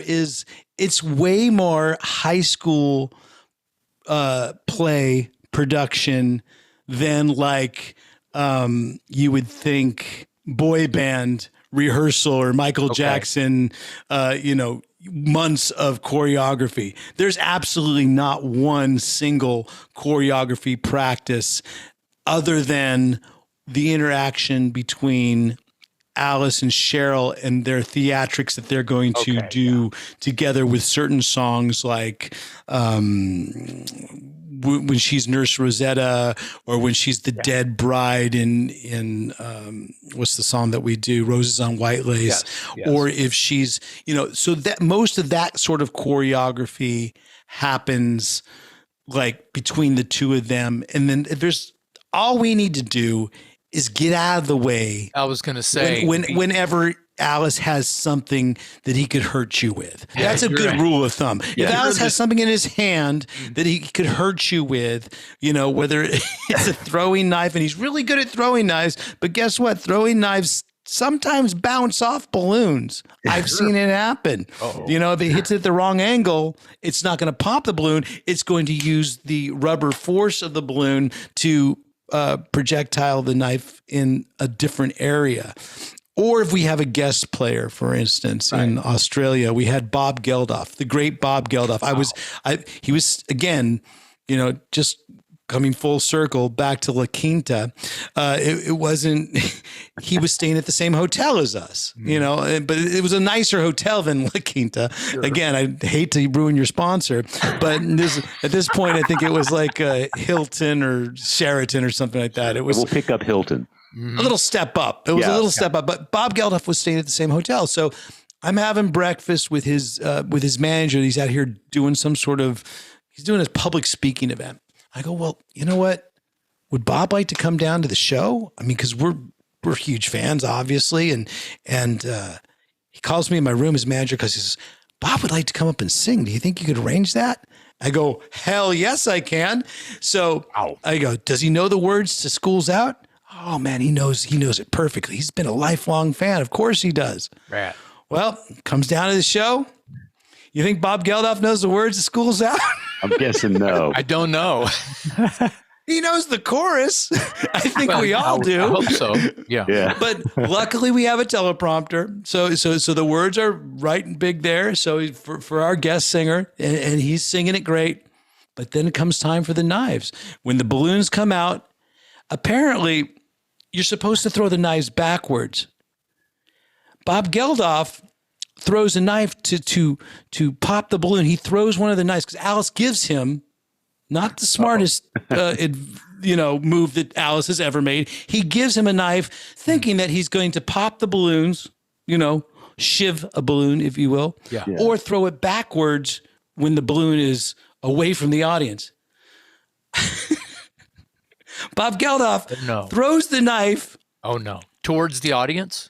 Towards the audience. Oh no. Hits the balloon, doesn't pop the balloon, does exactly what I told you earlier, but knife pops up into the air and goes into the crowd. Oh. No one's hurt, but lucky. There could have been a whole new Live Aid in, only to raise lawyer funds for Bob Geldof if something bad would have happened. But yeah, that was in Perth, Australia. So anybody in Perth, Australia that still has a head wound and don't know how they got it, Bob Geldof's your man. Wow. But nothing did. We would have heard something about that. We've gone through, we've had to go through lawsuits. Like Glenn had to settle a lawsuit from throwing out a drumstick, and he tossed out a drumstick. He's not like those guys that wing them. He literally just tossed it, and I don't know what happened. I mean, I don't even know what the result of it is, but it did end up in some sort of litigation. Oh, no. It's ridiculous. I'm careful with throwing out guitar picks now. I do it really. I do it like an underhand throw because I see some guitar players out there winging it like it's like a Chinese star. Yeah. Can you say that in 2022? Can you say those words? Chinese star anytime? A throwing star? Yeah. Okay, it's a throwing star. Throwing star. An Asian throwing star. Yeah. Because if I say Chinese star, I'm sure I'll get canceled in some way, one way or another. Someone will come back to a martial arts weapon. There you go. Yeah. I wanted to ask about your timing when you joined the Alice Cooper Band, because you joined in time for Brutal Planet and Dragontown, which were both those albums were a bit of a departure for Alice. They were a little more industrial metal kind of sounding. Produced by Bob Marlette. Yeah. So I know getting the gig is obviously great for you, but you're coming into a time when Alice is playing this more kind of industrial type metal, which is not necessarily what he's known for. So how does that jibe with you as a guitar player who's kind of from more of a hard rock and roll kind of background, coming into this environment? Well, when you first said, you mentioned timing, I just thought you meant I had bad musical timing. No, I know 4/4 timing, and it wasn't like this was like 3/4 or 6/8. No, this is definitely. In fact, the thing about Brutal Planet, all you need to know if you ever want to learn every song on that album is just detune. I think we're a half step down, and then you detune your 6-string down to a D, and you got every single song on Brutal Planet. But there's the trick. But I had joined a couple years before. I joined in '96, so we had a couple tours of where Alice was doing the Rock and Roll Carnival. The first album I ever made was that opening show that was my first gig with him, which was called Fistful of Alice. So there was a couple years there where I had a chance to, during that time, play with Slash, join and make the whole Ain't Life Grand album. So I'm playing a little bit heavier type of rock. It's still rock and roll based, but it's a heavier type. And my hair is starting to dread out. I'm starting to do some things with my hair that while it's still on my head, might as well try it, right? Mm-hmm. So why not get blonde dreadlocks? So I had blonde dreadlocks by the year 2000, and that's when Brutal Planet comes out, and we become space cops. You know, we all of a sudden go, we were sponsored by Sirius Clothing, Magnus and Hooch over at Sirius Clothing. They just sported us out with all this like sort of pleather, and, you know, the stage set was really cool. We had a busted car on stage, and Nice. Cranes and all this moving truss lights and all this stuff. But it was really an industrial type of album, sort of apocalyptic type of album. And if you think about it, in the history of Alice Cooper albums, and his assistant, Brian Nelson, rest in peace, God, we love him. Brian Nelson had told me years before, he said, if you think about it, Alice makes albums in twos. You know, all the way from the early days, you'll see two albums that kind of resemble each other, you know? Yeah. Okay. So if you got... what would Yeah, be like two good Special albums? Forces and Flush the Fashion, you know, those. Perfect. Yeah. Okay. And what about Raise Your Fist and Yell and Hey, Stupid. Yeah. Hey Stupid? See, so all of a sudden I was going to we're say in this Constrictor, but yeah. Well, Constrictor and Love It to Death, didn't those come back to back, or was it $1 Billion Babies? $1 Billion. Or no, Baby. Constrictor's a little bit later, which is the album with the snake on it. Yeah. Yes. Yeah. Yeah. My first Alice Cooper show. So then we have Brutal Planet and Dragontown. Mm-hmm. Both have sort of an industrial vibe, right? So we realized that we're full in on that stage. Well, for me, it was great because I already had the blonde dreadlocks. We were all dressed up like space cops. We had the cool set, dark, really kind of... the cool thing about that tour, Brutal Planet, was that was the last time I remember any band of Alice's. I know Metallica has done it before. I know there's a few bands that have that iconic quality, but to play half your album at a greatest hits sort of show, it was kind of it's not the norm. You know what I'm saying? It's mostly like, let's play the hits and get the fuck out. Right. You know, let's play. Yeah. Most people want to hear one or two songs off the new album, if that, you know, so at that time we were playing 6, sometimes 7 songs off of Brutal Planet, which was kind of cool. You know, the hardcores were digging it. But then, of course, you know, as years go by, we start amassing more of those, you know, which are the songs that people really want to hear. What, you know, those core 6 or 7 songs that people have to hear. Yeah. But we have those 2 albums, Brutal Planet and Dragontown, and then we go in and make 2 more albums that have more of a garage type of sound. Right. So you have Eyes of Alice Cooper and Dirty Diamonds. So if you think about that with Alice and making albums in 2s, it kind of makes it, that makes a little bit more sense. So joining the band at the time that he was kind of going into this industrial phase as a guitar player wasn't really a shock to your system because you had been taking sort of some steps in that direction anyway. Exactly. We had a couple songs in Drop D with Slash, as well as, you know, I'd always been a bit into detuning anyway. I loved it. And even in my band, Dad's Porno Mag, we were a pop band, but we tuned down our guitars a whole step anyway because we thought it sounded heavier and it was easier for me to sing. I'm not sure. I mean, how do you do it in the Toys? Are you still 8/4/40 or are you a half step down? Standard tuning. You're a fucking balls. You're an old schooler, man. I love that. I love anybody that goes A440 because you got the pipes for it, and it sounds like you when you do it. I mean, whenever we do a TV show and Alice goes, well, what are we going to tune to? We say, let's go A440 for this, because when those old albums, if we're going to play, especially if we're going to play an old song from Alice Cooper, and you do it the same tuning as the album, then you sound exactly like Alice. Can sound exactly like Alice. When we go on tour and we're doing 3 in a row, sometimes 4 in a row, hey man, let's drop it down a half step. Yeah. I think most bands do that. For me, I love dropping it down a whole step, because then it makes my voice really able to do 5 or 6 club shows in a row, sometimes 9 club shows in a row, as we know you have to do what you have to do when you play the clubs. And, I'm talking so much anyway.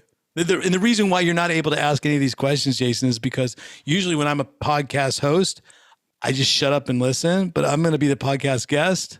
I'm going to do what all my guests do. And by the way, not to pause or anything, but this has been amazing, because we're at an hour and 20 minutes right now, and I'm just loving the crap out of this. So thank you for hanging out with us. It's always fun, man. You know what? When you get together, sort of like a brotherhood of musicians that have, we've played the same venues. Mm-hmm. We've been through the same bullshit with companies.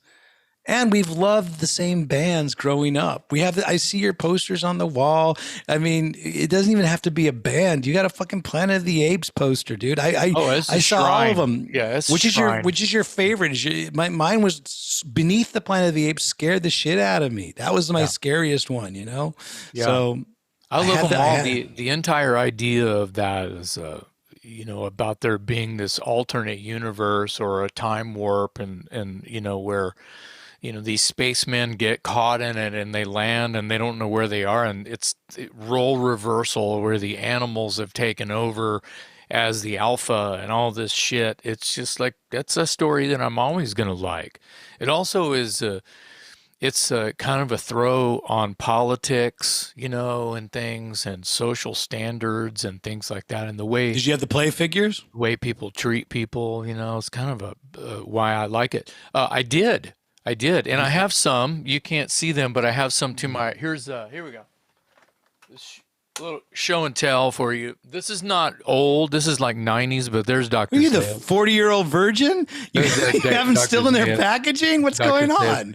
Yeah, of course. See, well, what am I going to do? Play with it? Yeah. No, I'm not going to play with it. Didn't they have a tree? It wasn't a tree house. It was kind of like, I think they had the thing was. No, it was like a Planet of the Apes tree house. Kind of the I think I had that. It was like a treehouse or kind of a hut or something like that, and they had all that stuff. I mean, I had all that shit. I had G.I. Joe growing up. Yeah, me too. Did you have Big Jim? No, I had the Evil Knievel. First openly gay play figure. Now, in retrospect, at that point, people were like, no, he just has kung fu grip, and you can press his back, and he does this. Right, I remember that. I had the Big Jim van. It was amazing. Oh. Yeah, I had the Evil Knievel with the ripcord. Yeah, dude. Evil Knievel electric toothbrush. Wow. And you had the Evil Knievel, the one that goes like this, the motorcycle. I think mine had the ripcord. Yeah.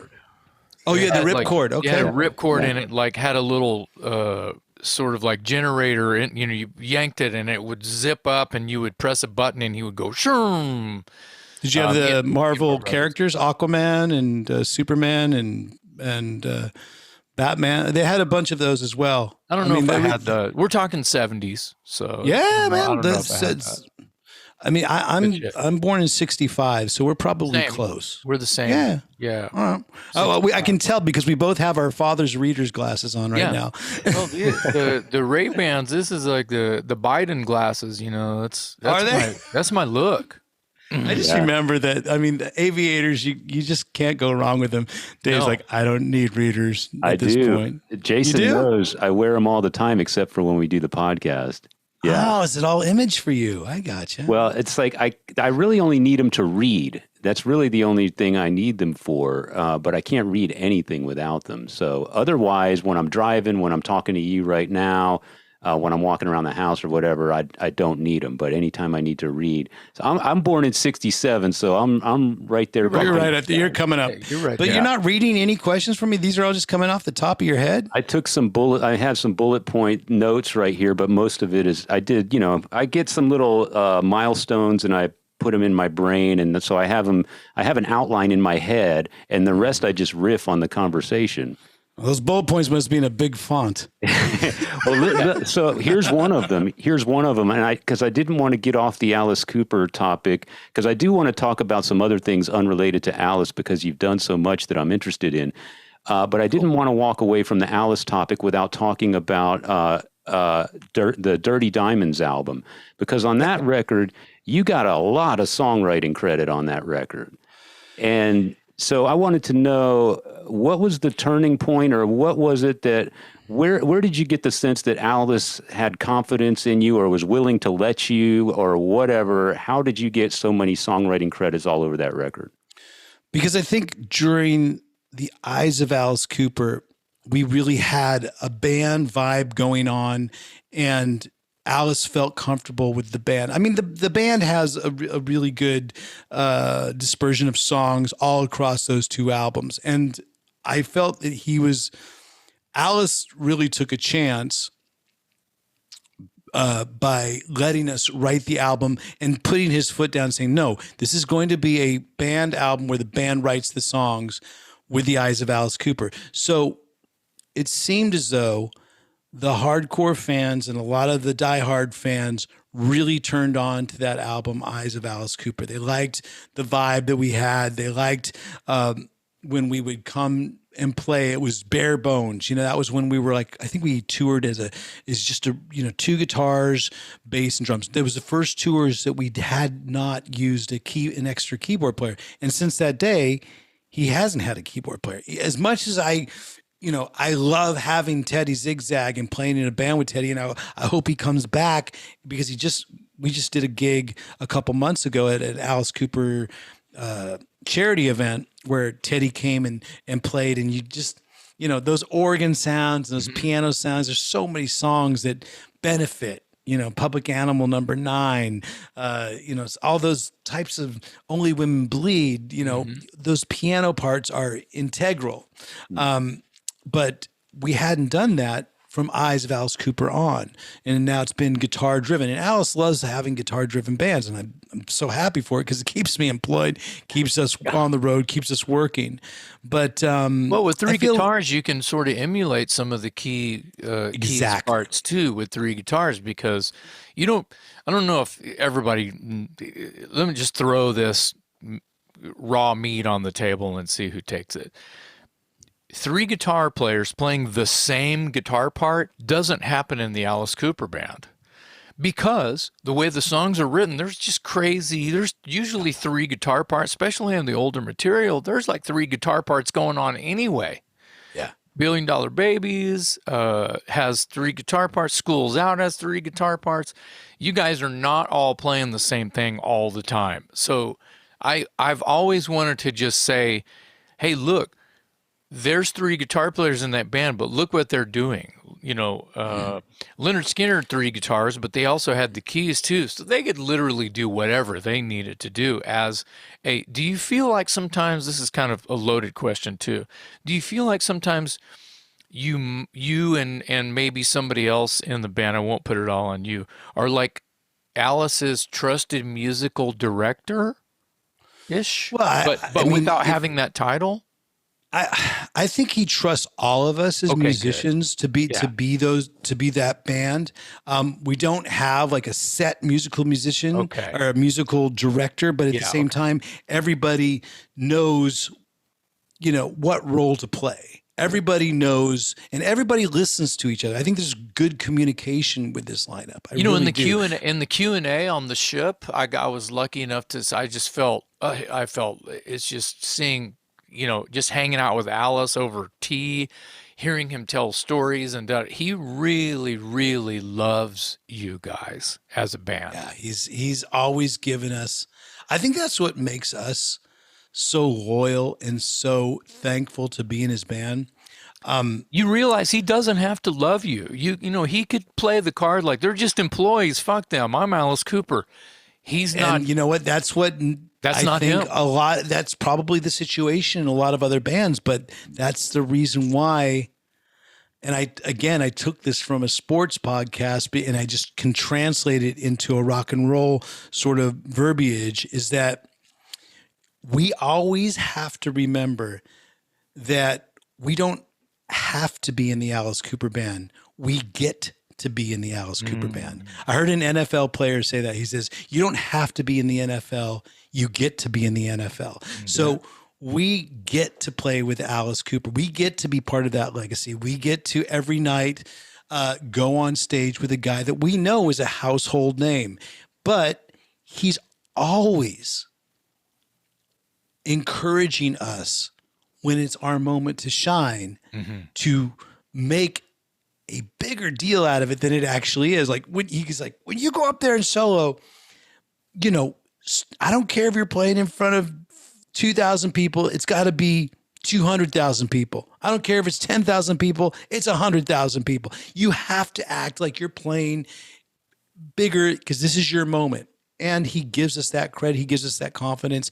And we, in turn, I think, completely respect whose name is on the marquee. We never forget that, because at the end of the day, especially with all this fucking COVID crap that we've all been through, and everybody, in the band had sort of an alternate, or we had a plan in case one person got sick. Could we cover with 2 guitar players? Could we do this? Is there an alternate bass player that could come up? Is there a drummer that could come up in case there's one person that if can't do the show's done. Yeah. And that's our guy. And so luckily we've been really, really adamant about, and we've been diligent about touring under the bubble, and we've been able to make it work for 2 tours in a row. Who knows if it's always going to be this way. God hope it's not going to always be touring under these types of COVID bubbles protocols. But at the same time, we've been able to play every single show, haven't had to cancel a single one. The only time we had to cancel one show this last run was because we were outrunning the ice in Louisville. There was this freak ice storm that was shut down the entire city of Louisville, Kentucky, and unfortunately, the city shut down. So we got out of Louisville right before the ice came, and apparently everything froze. Let me get back to the question about your songwriting credits on Dirty Diamonds, because I do want to give you props for that, because your name is all over that record, and that's no small feat. And so again, I'm just curious, what was the communication or the vibe or the chemistry between you and Alice that resulted in your name ending up all over that album more so? I think we're in a good place. Of he trusted me with the guitar riffs that I was bringing in. And anytime I would have something, even if it was for myself, like thinking, hey, this song could be something. In fact, one of the songs that ended up on the album was going to be a solo song for my own band. But, the riff just it felt good. And you know what? Why don't I see what happens if I give it to Alice? And then I played it for Alice. He's like, I like that. And then give him 10 minutes or 15 minutes with a riff that he likes, and he'll come up with a catchphrase. He'll come up with a story. He'll come up with some sort of hook that makes it really catchy. And then all of a sudden he'll sing on it. And that catchy song becomes an Alice Cooper song. Yeah. 'Cause the minute he puts his voice on it, that's his stamp. Yeah. That's his stamp of okay, now it's just become not just a song, it's an Alice Cooper song. Yeah. And that happened a couple times, writing that album. we would be sitting literally on a couch. We recorded it. A lot of people say they make, garage band or garage type of records. And we recorded that album in a house. The drums were set up in the living room. The main studio was in, I think, the guest bedroom, and the songwriting room was in the living room. And so we'd be on that couch, and he would play like a little chord on his, he'd play a chord on his acoustic guitar that we'd have, and we'd be jamming along with it. There'd be a little riff. And you go, maybe this song should be about a truck driver. He's not gay, but he likes to wear women's clothing. And he's misunderstood because he just loves the feeling of what it's like to be, to be in a dress. But then he has to explain it, but he shouldn't have to explain it. This is going to be the ballad of Jessie Jane. And it became this sort of like, wow. From playing that one chord, coming up with that one riff, then he comes up with this story, and then all of a sudden it becomes like one of these songs. I mean, I wouldn't call it a classic song, but it's definitely an Alice Cooper. For sure. Yeah, it's got the Twisted Alice story, Of course. Yeah. Yes. So I think, if I'm not mistaken, our friend Chad Cherry designed some of your stage clothes. Is that right? Oh yeah, love Chad. I'm wearing the pants right now on this current tour. It's like I have so much of Chad's stuff, like in and out of my closet, in the wardrobe case. It makes its way sometimes to charity giveaways. Sometimes I'll have an old pair of pants. I actually had a pair of pants that I cut off and wore all around the Monsters of Rock cruise because they were an old pair of stage pants, but they weren't fitting right. Like there was almost too much Chad Cherry on them. There was like so many patches that it was like hard to move on stage. So I cut the legs off, and now they're my rock and roll shorts. So nice. I mean, I love Chad, and he's done such great clothing for me and the guys in the band over the years. And he's such a good singer himself and a front man himself. He's a talent. Yeah. He's one of us, man. I mean, I love him. We've had him on the show before. Yeah, we've had him on the show, and he's been over to my house for barbecue when he comes through Texas on tour and stuff like that. It's funny how I found Chad Cherry. I was just going to ask you. Tell me. I literally Googled cool rock and roll jeans. Wow. And I went through, and then you go through images, and like I scrolling through images, like, oh man, this pair looks really cool. So I find it. I find the email.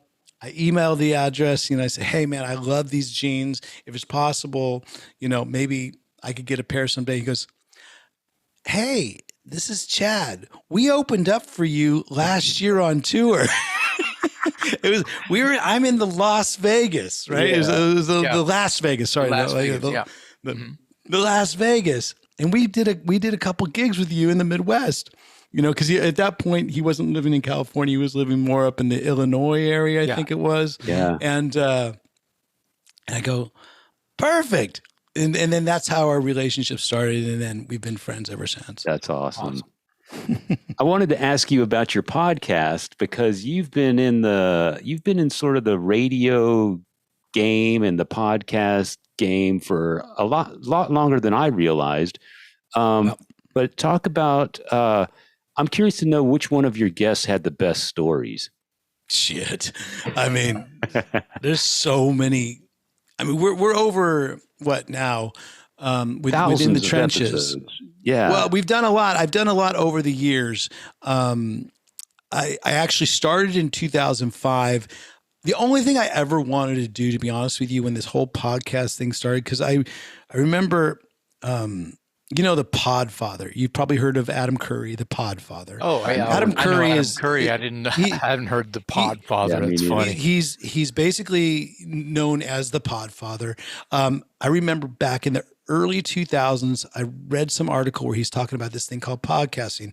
I have GarageBand on my Apple computer. I've always been an Apple snob, and I've had it since the early days. But and to be honest with you, my learning curve of Pro Tools and all that other kind of crap and all those other sound, I'm stumped. But for some reason, GarageBand, I got. I can get by with GarageBand. I started doing a podcast called Big Rock Show in 2005. So I was right around that time of earliness, but I didn't know how to distribute it. I didn't really know what to do, but I liked, all I wanted to do was do like a rock and roll version of The Daily Show, because I was watching a lot of Jon Stewart at that time. Mm-hmm. So ever since then, I've just like in the same way I've been trying to rewrite Surrender by Cheap Trick for the last 40 years.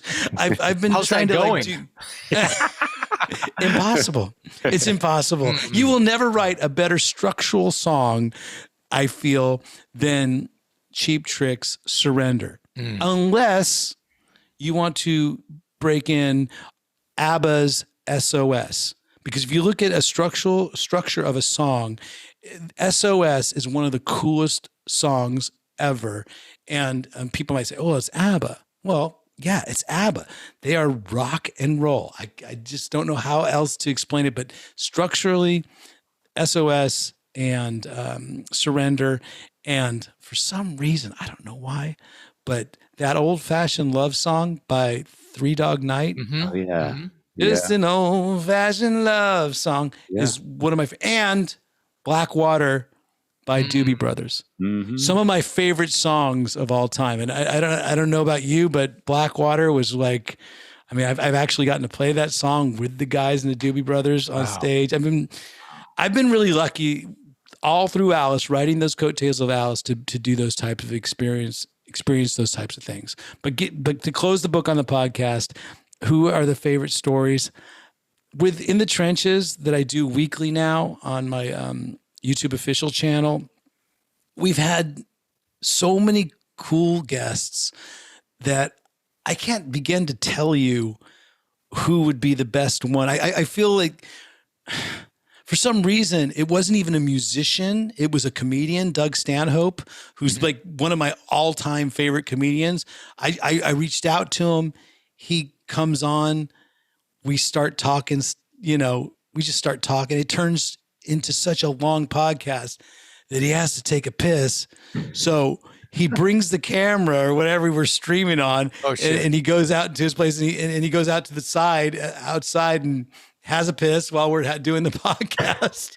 And then he comes back in and does it, and we had to break that episode into 2 parts and stuff. It's not, I mean, what can you say? I mean, I've had such a spectrum of cool looking guests, but they're cool sounding guests. I love their ideas. It's all based in music. A guy like Jordan Peterson, who's like huge on YouTube for philosophical reasons.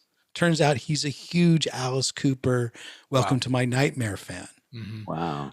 Guy like Eric Weinstein, who's like one of the biggest intellectuals on the planet, one of the smartest minds that I've ever, listened to.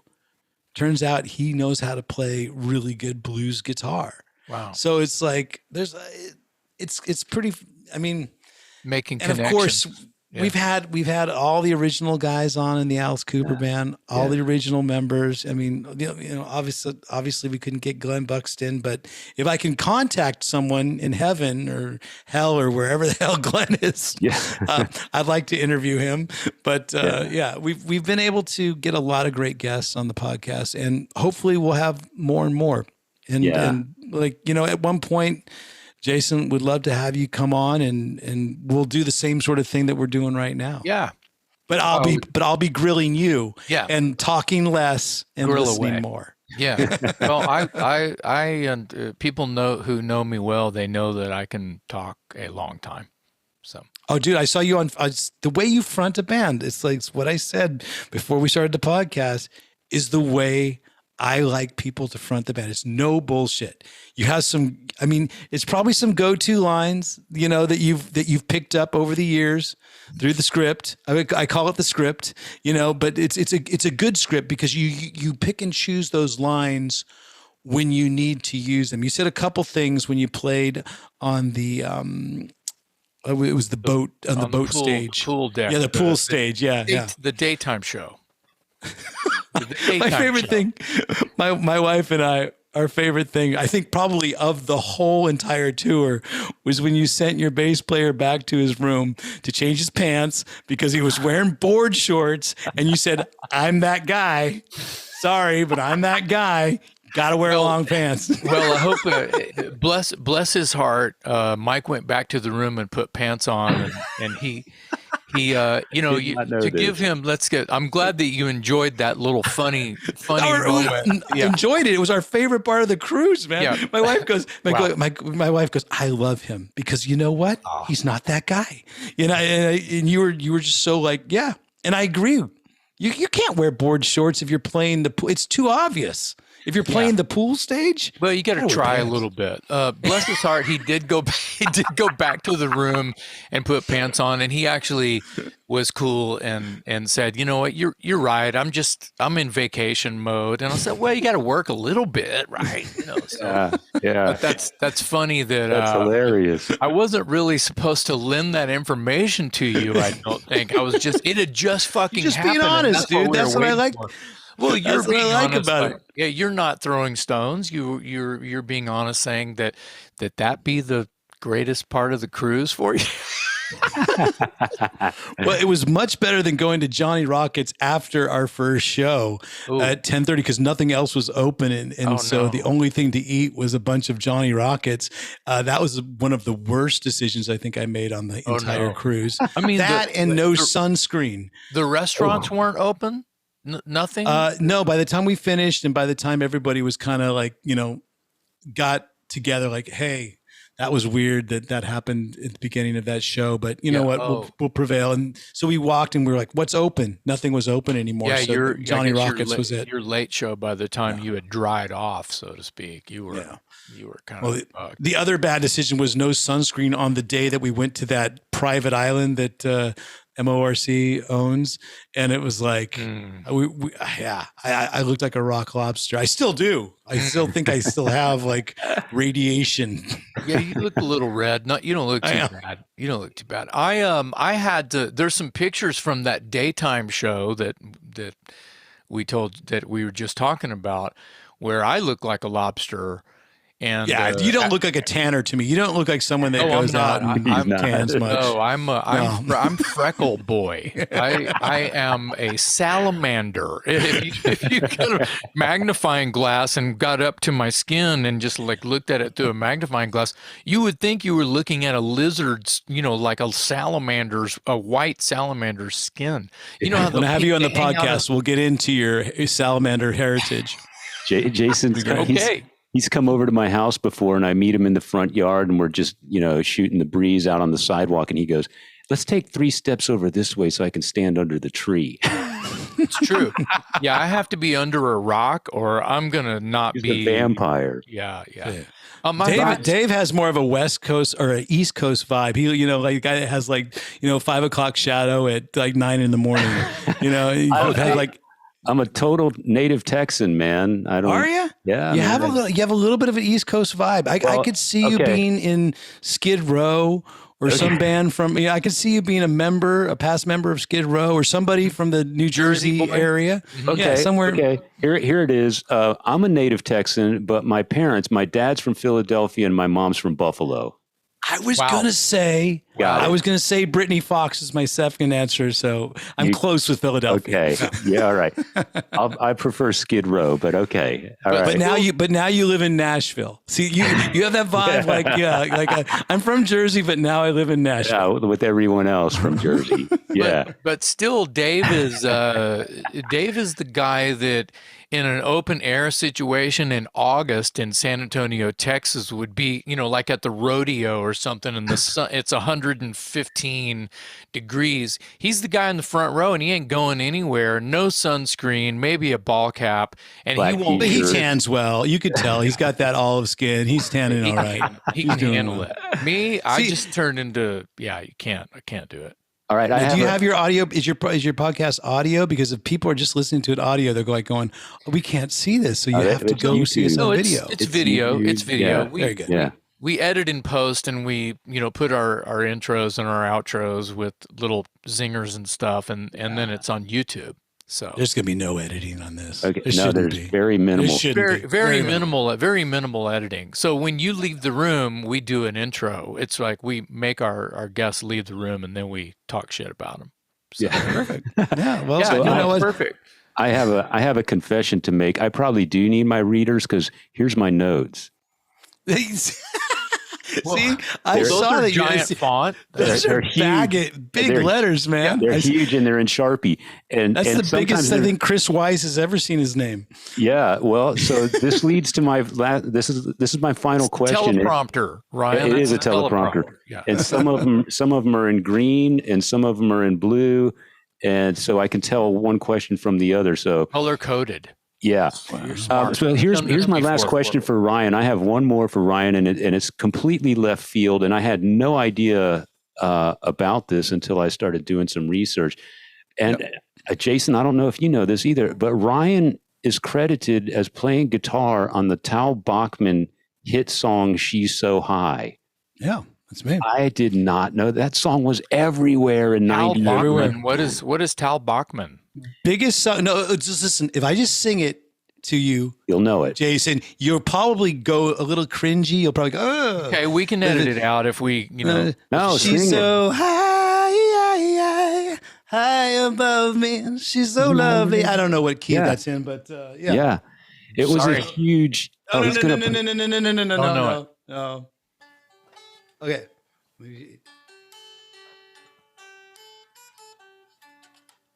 Fucking, what is it? It was a long time ago. It's basically me just trying to rip off a George Harrison riff, and that was the riff that I came up with. So, obviously I didn't do the song justice. Is it bad that I don't know it? Because no, you know it. No, there's no way. Mad at me. You're just in denial, Jason. Yeah, at this point, you're denial. Salamander under the rock.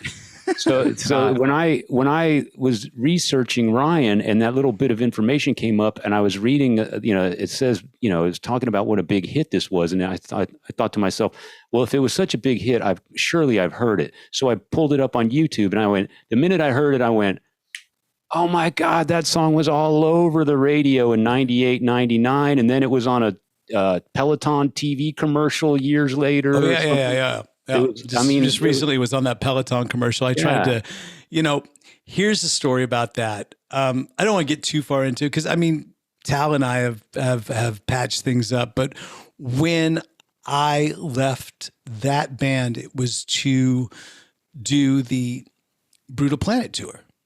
Yeah. It was right. It was between Slash. It was right around the time of Slash and then doing the Brutal Planet tour.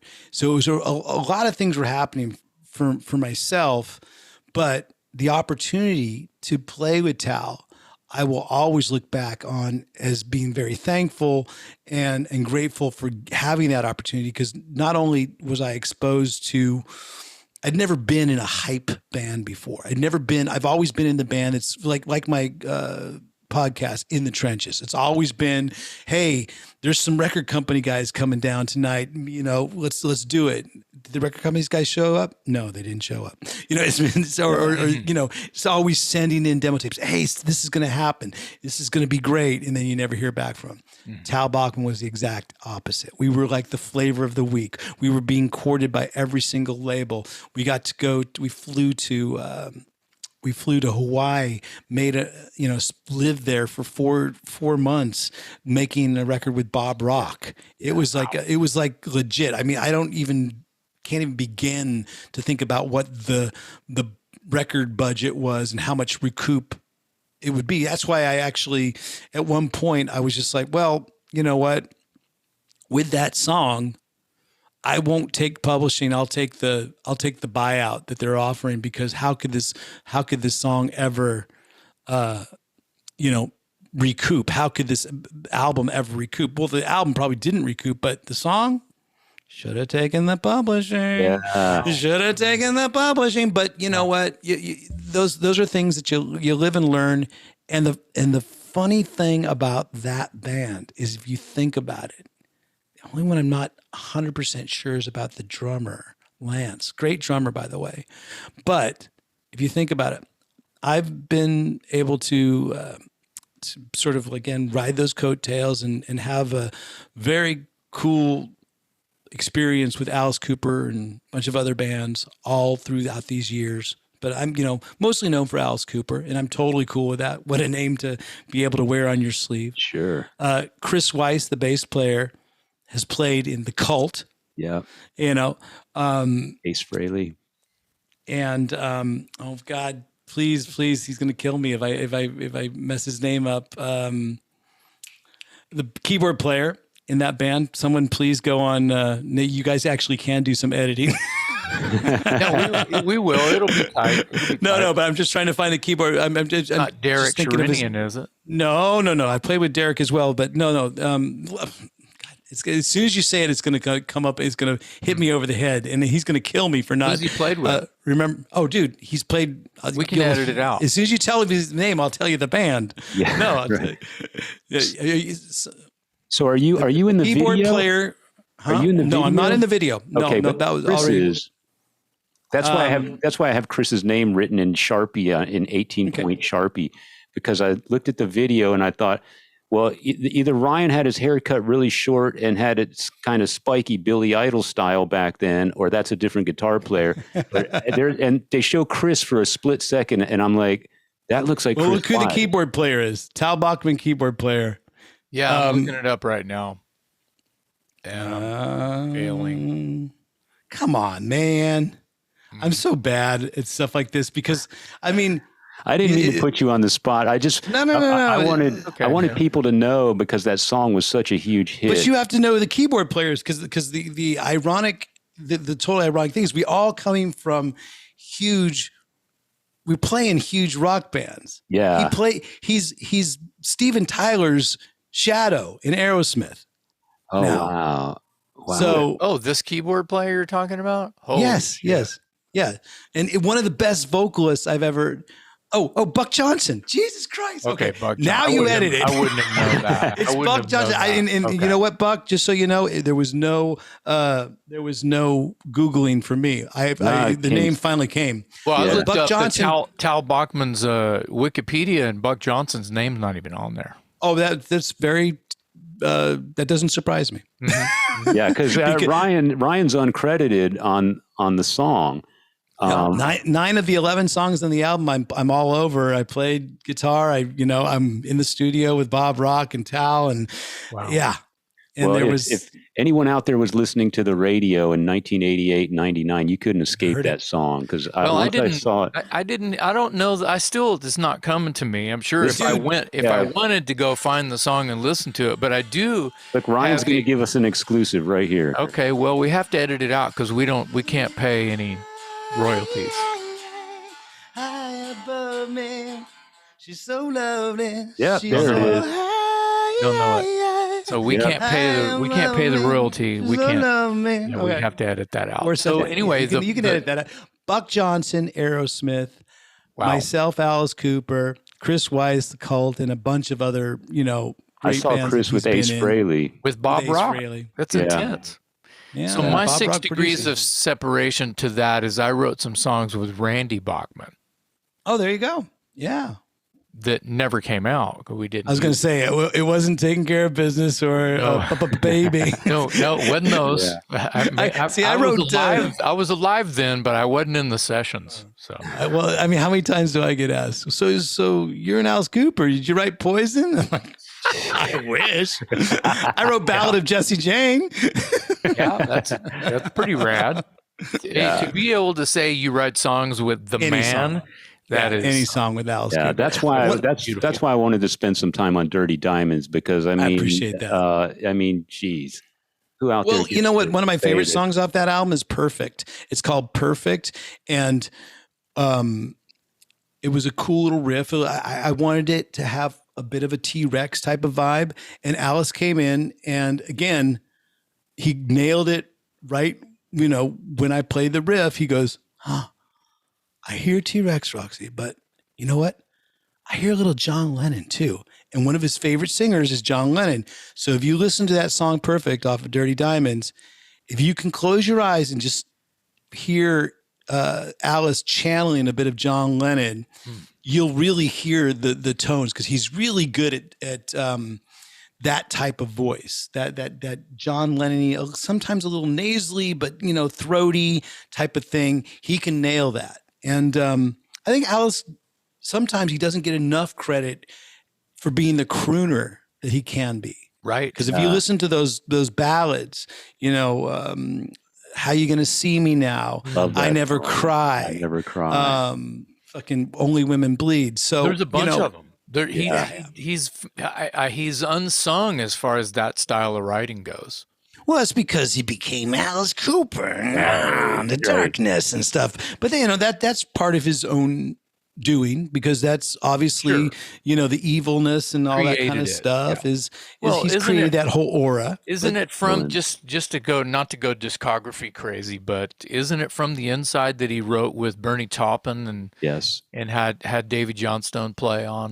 Oh, dude, Davy Johnstone, he's been on the podcast as well. One of my favorite interviews. Oh my God, loved having on. I think super sweet guy. I think Jason's gonna have a seizure. On that, on that same tour that we were talking about, that way back, going back to your t-shirt, when Angry Anderson came on stage with us in Australia, a couple cities later, we're in New Zealand, and guess who's at the show? Mr. Davy Johnson got to come up on stage with us and jam, and I really appreciate him. His guitar playing, one of my favorite albums that he ever played on was an Elton John album called Rock of the Westies. One of my favorite albums. One of my favorites. Yeah. So a lot of people know this already, but I have this tattoo that starts at the bottom of my neck and goes down to my junk, and it's from I didn't know that. Captain Fantastic and the Brown Dirt Cowboy. It's from the art is taken from that album cover. Wow. It's true. I am a giant. A couple more words, and it's going all the way around the rectum. I have an Elton John tribute band that gets together and plays, and I sing and play guitar all the way down the sack with a couple more words. I mean, that's it stops. Hey, it stops. Right around the brown dirt. It starts and stops. No, it does. It's not the album cover. The album art is wraparound. I appreciate. It is a fold out. It is a wraparound. Yeah, it is a gatefold. But the artwork is not a gatefold. It doesn't wrap around the Jason. Ooh, right around the taint. That would get a little bit. I mean, people always say, "Oh, the elbow is the most painful part." And like, I can think of a worse. I can think of one part. There is worse. I think the taint. Man. But wow, that's just cool that you've really kind of struck gold with just being the guy in the trenches, to just kind of throw the punch. Hey, yeah, I love the fact that I get to be. I actually am on stage right, so in a lot of ways, I am Alice Cooper's right-hand guy. Hey, yo. Right? But at the same time, when you're being his right-hand guy or his left-hand chick or however way you want to say it, he gives us that spotlight every single night. And that's what I'm forever thankful for, because, he really does, even though we know that we're the, what do you call it? The hired guns. Yeah, we know that because we get a paycheck that has his signature on it every week. But at the same time, we feel like band members when we're on stage with him, which is great. Yeah. Yeah. I want to just say that you guys aren't just part of the show. Well, thanks, man. I appreciate that. Alice Cooper is your bandmate. And it shows. Like that. There's a reason you kept this band together for so long. I think that the fans can see that. And hopefully they'll see us in the next couple months, because we're heading out in just the next couple weeks, next couple months. We'll be out with Buck Cherry, and then after that, then after that, we're going to Europe to head out with the Cult. And actually, Ace Frehley's going to be on some of those shows, and I've heard of a lot of cool bands that we're getting to play with this year, and hopefully all things work out. But Michael Monroe Band is another one of those bands that we're going to get to play with later on in the year. That's going to be wow. Yeah, dude, Michael Monroe brings it every single night, but then again, so does Alice. So it's packed. It's packed with entertainment. Come on out. Michael Monroe could come out with the saxophone and the harmonica and do a little get down with Alice. Every single night he could. Well, I mean, he has. Yeah.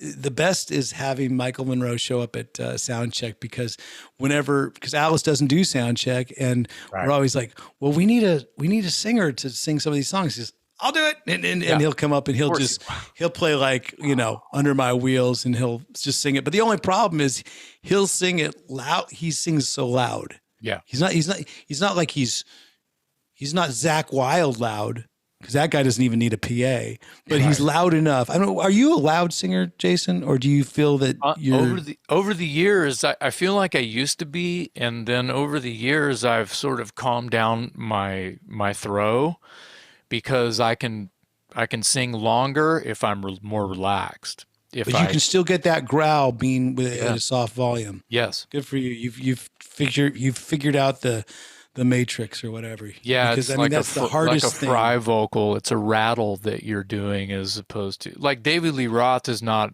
really a loud singer when you think about it, but he can rattle. He's got that kind of rumbling 3 voices at one time, kind of like creaky door sound, that fry vocal thing. And a lot of people think that that's loud screaming or something, and it's not. So I love the way Michael Monroe sings. I said I love the way. Oh my God! I love the way you sing. It's something about when you get my ultimate singer. I've said this before. Although I do play in a band with a really great singer. I love Alice's voice, but my ultimate voice for me is Robin Zander. Oh my God! That he has like 5 or 6 voices. Robin does. Exactly. Yeah. And he can change his voice on a dime, and it'll be one song, and he's like creaky door, and then like he's crooning, and then he's like, I don't know how he does it too. Choir voice, and all in one fucking song. So he's the master of everything that I've always tried to do, and that is like sing different styles on a dime. A good singer can sing anything: blues, country, rock, pop, whatever. A good singer can sing anything. So I'm a guitarist that sings. I'm a guitarist that sings by default, and you know what? It works for me. But I'm always looking for any of those types of tips of how can you do 7 or 8 club shows in a row and still have a voice and not be freaking out, because after the 5th or 6th show you sometimes you get into your own head a little too much. Mm-hmm. It's like, I can't talk for the next 24 hours. It's like, wait a second, man. I'm sure you can. Robin Zander smokes a cigarette, and I remember Robin Zander doing like, I don't think he drinks so much anymore, but I remember him doing a little shot and puffing on a cigarette. And then Eric Dover, for instance, perfect example of a guy that can smoke a cigarette, do a shot of whiskey, and then just go out and sing like an angel for 3 hours. Yeah. Like, how do you do it? Yeah. Yeah, I don't know. Always really goes know. back to it's 5 o'clock somewhere, and right. Trumping ain't life grand. Oh, man, I'm never gonna live that down. Never, Dave. But you know what? It's okay. You get to listen to it with new ears now. Now you know the story behind what we talked about 3 hours ago when we started this podcast. Right, exactly. And that's one of the reasons we love having the show. Ryan, thank you so much for joining us today, man. Thanks, guys. It's been a pleasure. Amazing to pick your brain. What a great career you've had, and hopefully we'll see you out on tour. With Buck Cherry opening for you, or whenever that tour comes. Hopefully our paths cross sometime in 2022. I know we've played Texas already once this year, but hopefully we'll be able to come back and we'll be able to do it again and keep doing it for as long as Alice wants to. That's what we've said as a band. As long as Alice keeps on wanting to tour, we keep wanting to be in his band, and we keep wanting to play, and let's ride this thing out into the sunset. Why wouldn't you? Yeah. Well done. Thanks, man. All right, man. Well, that was Ryan Roxie on the Talk Louder podcast. On behalf of myself, Metal Dave, my co-host Jason McMaster, the great Ryan Roxie joining us today. Thank you all for listening to another episode of the Talk Louder podcast. Cheers.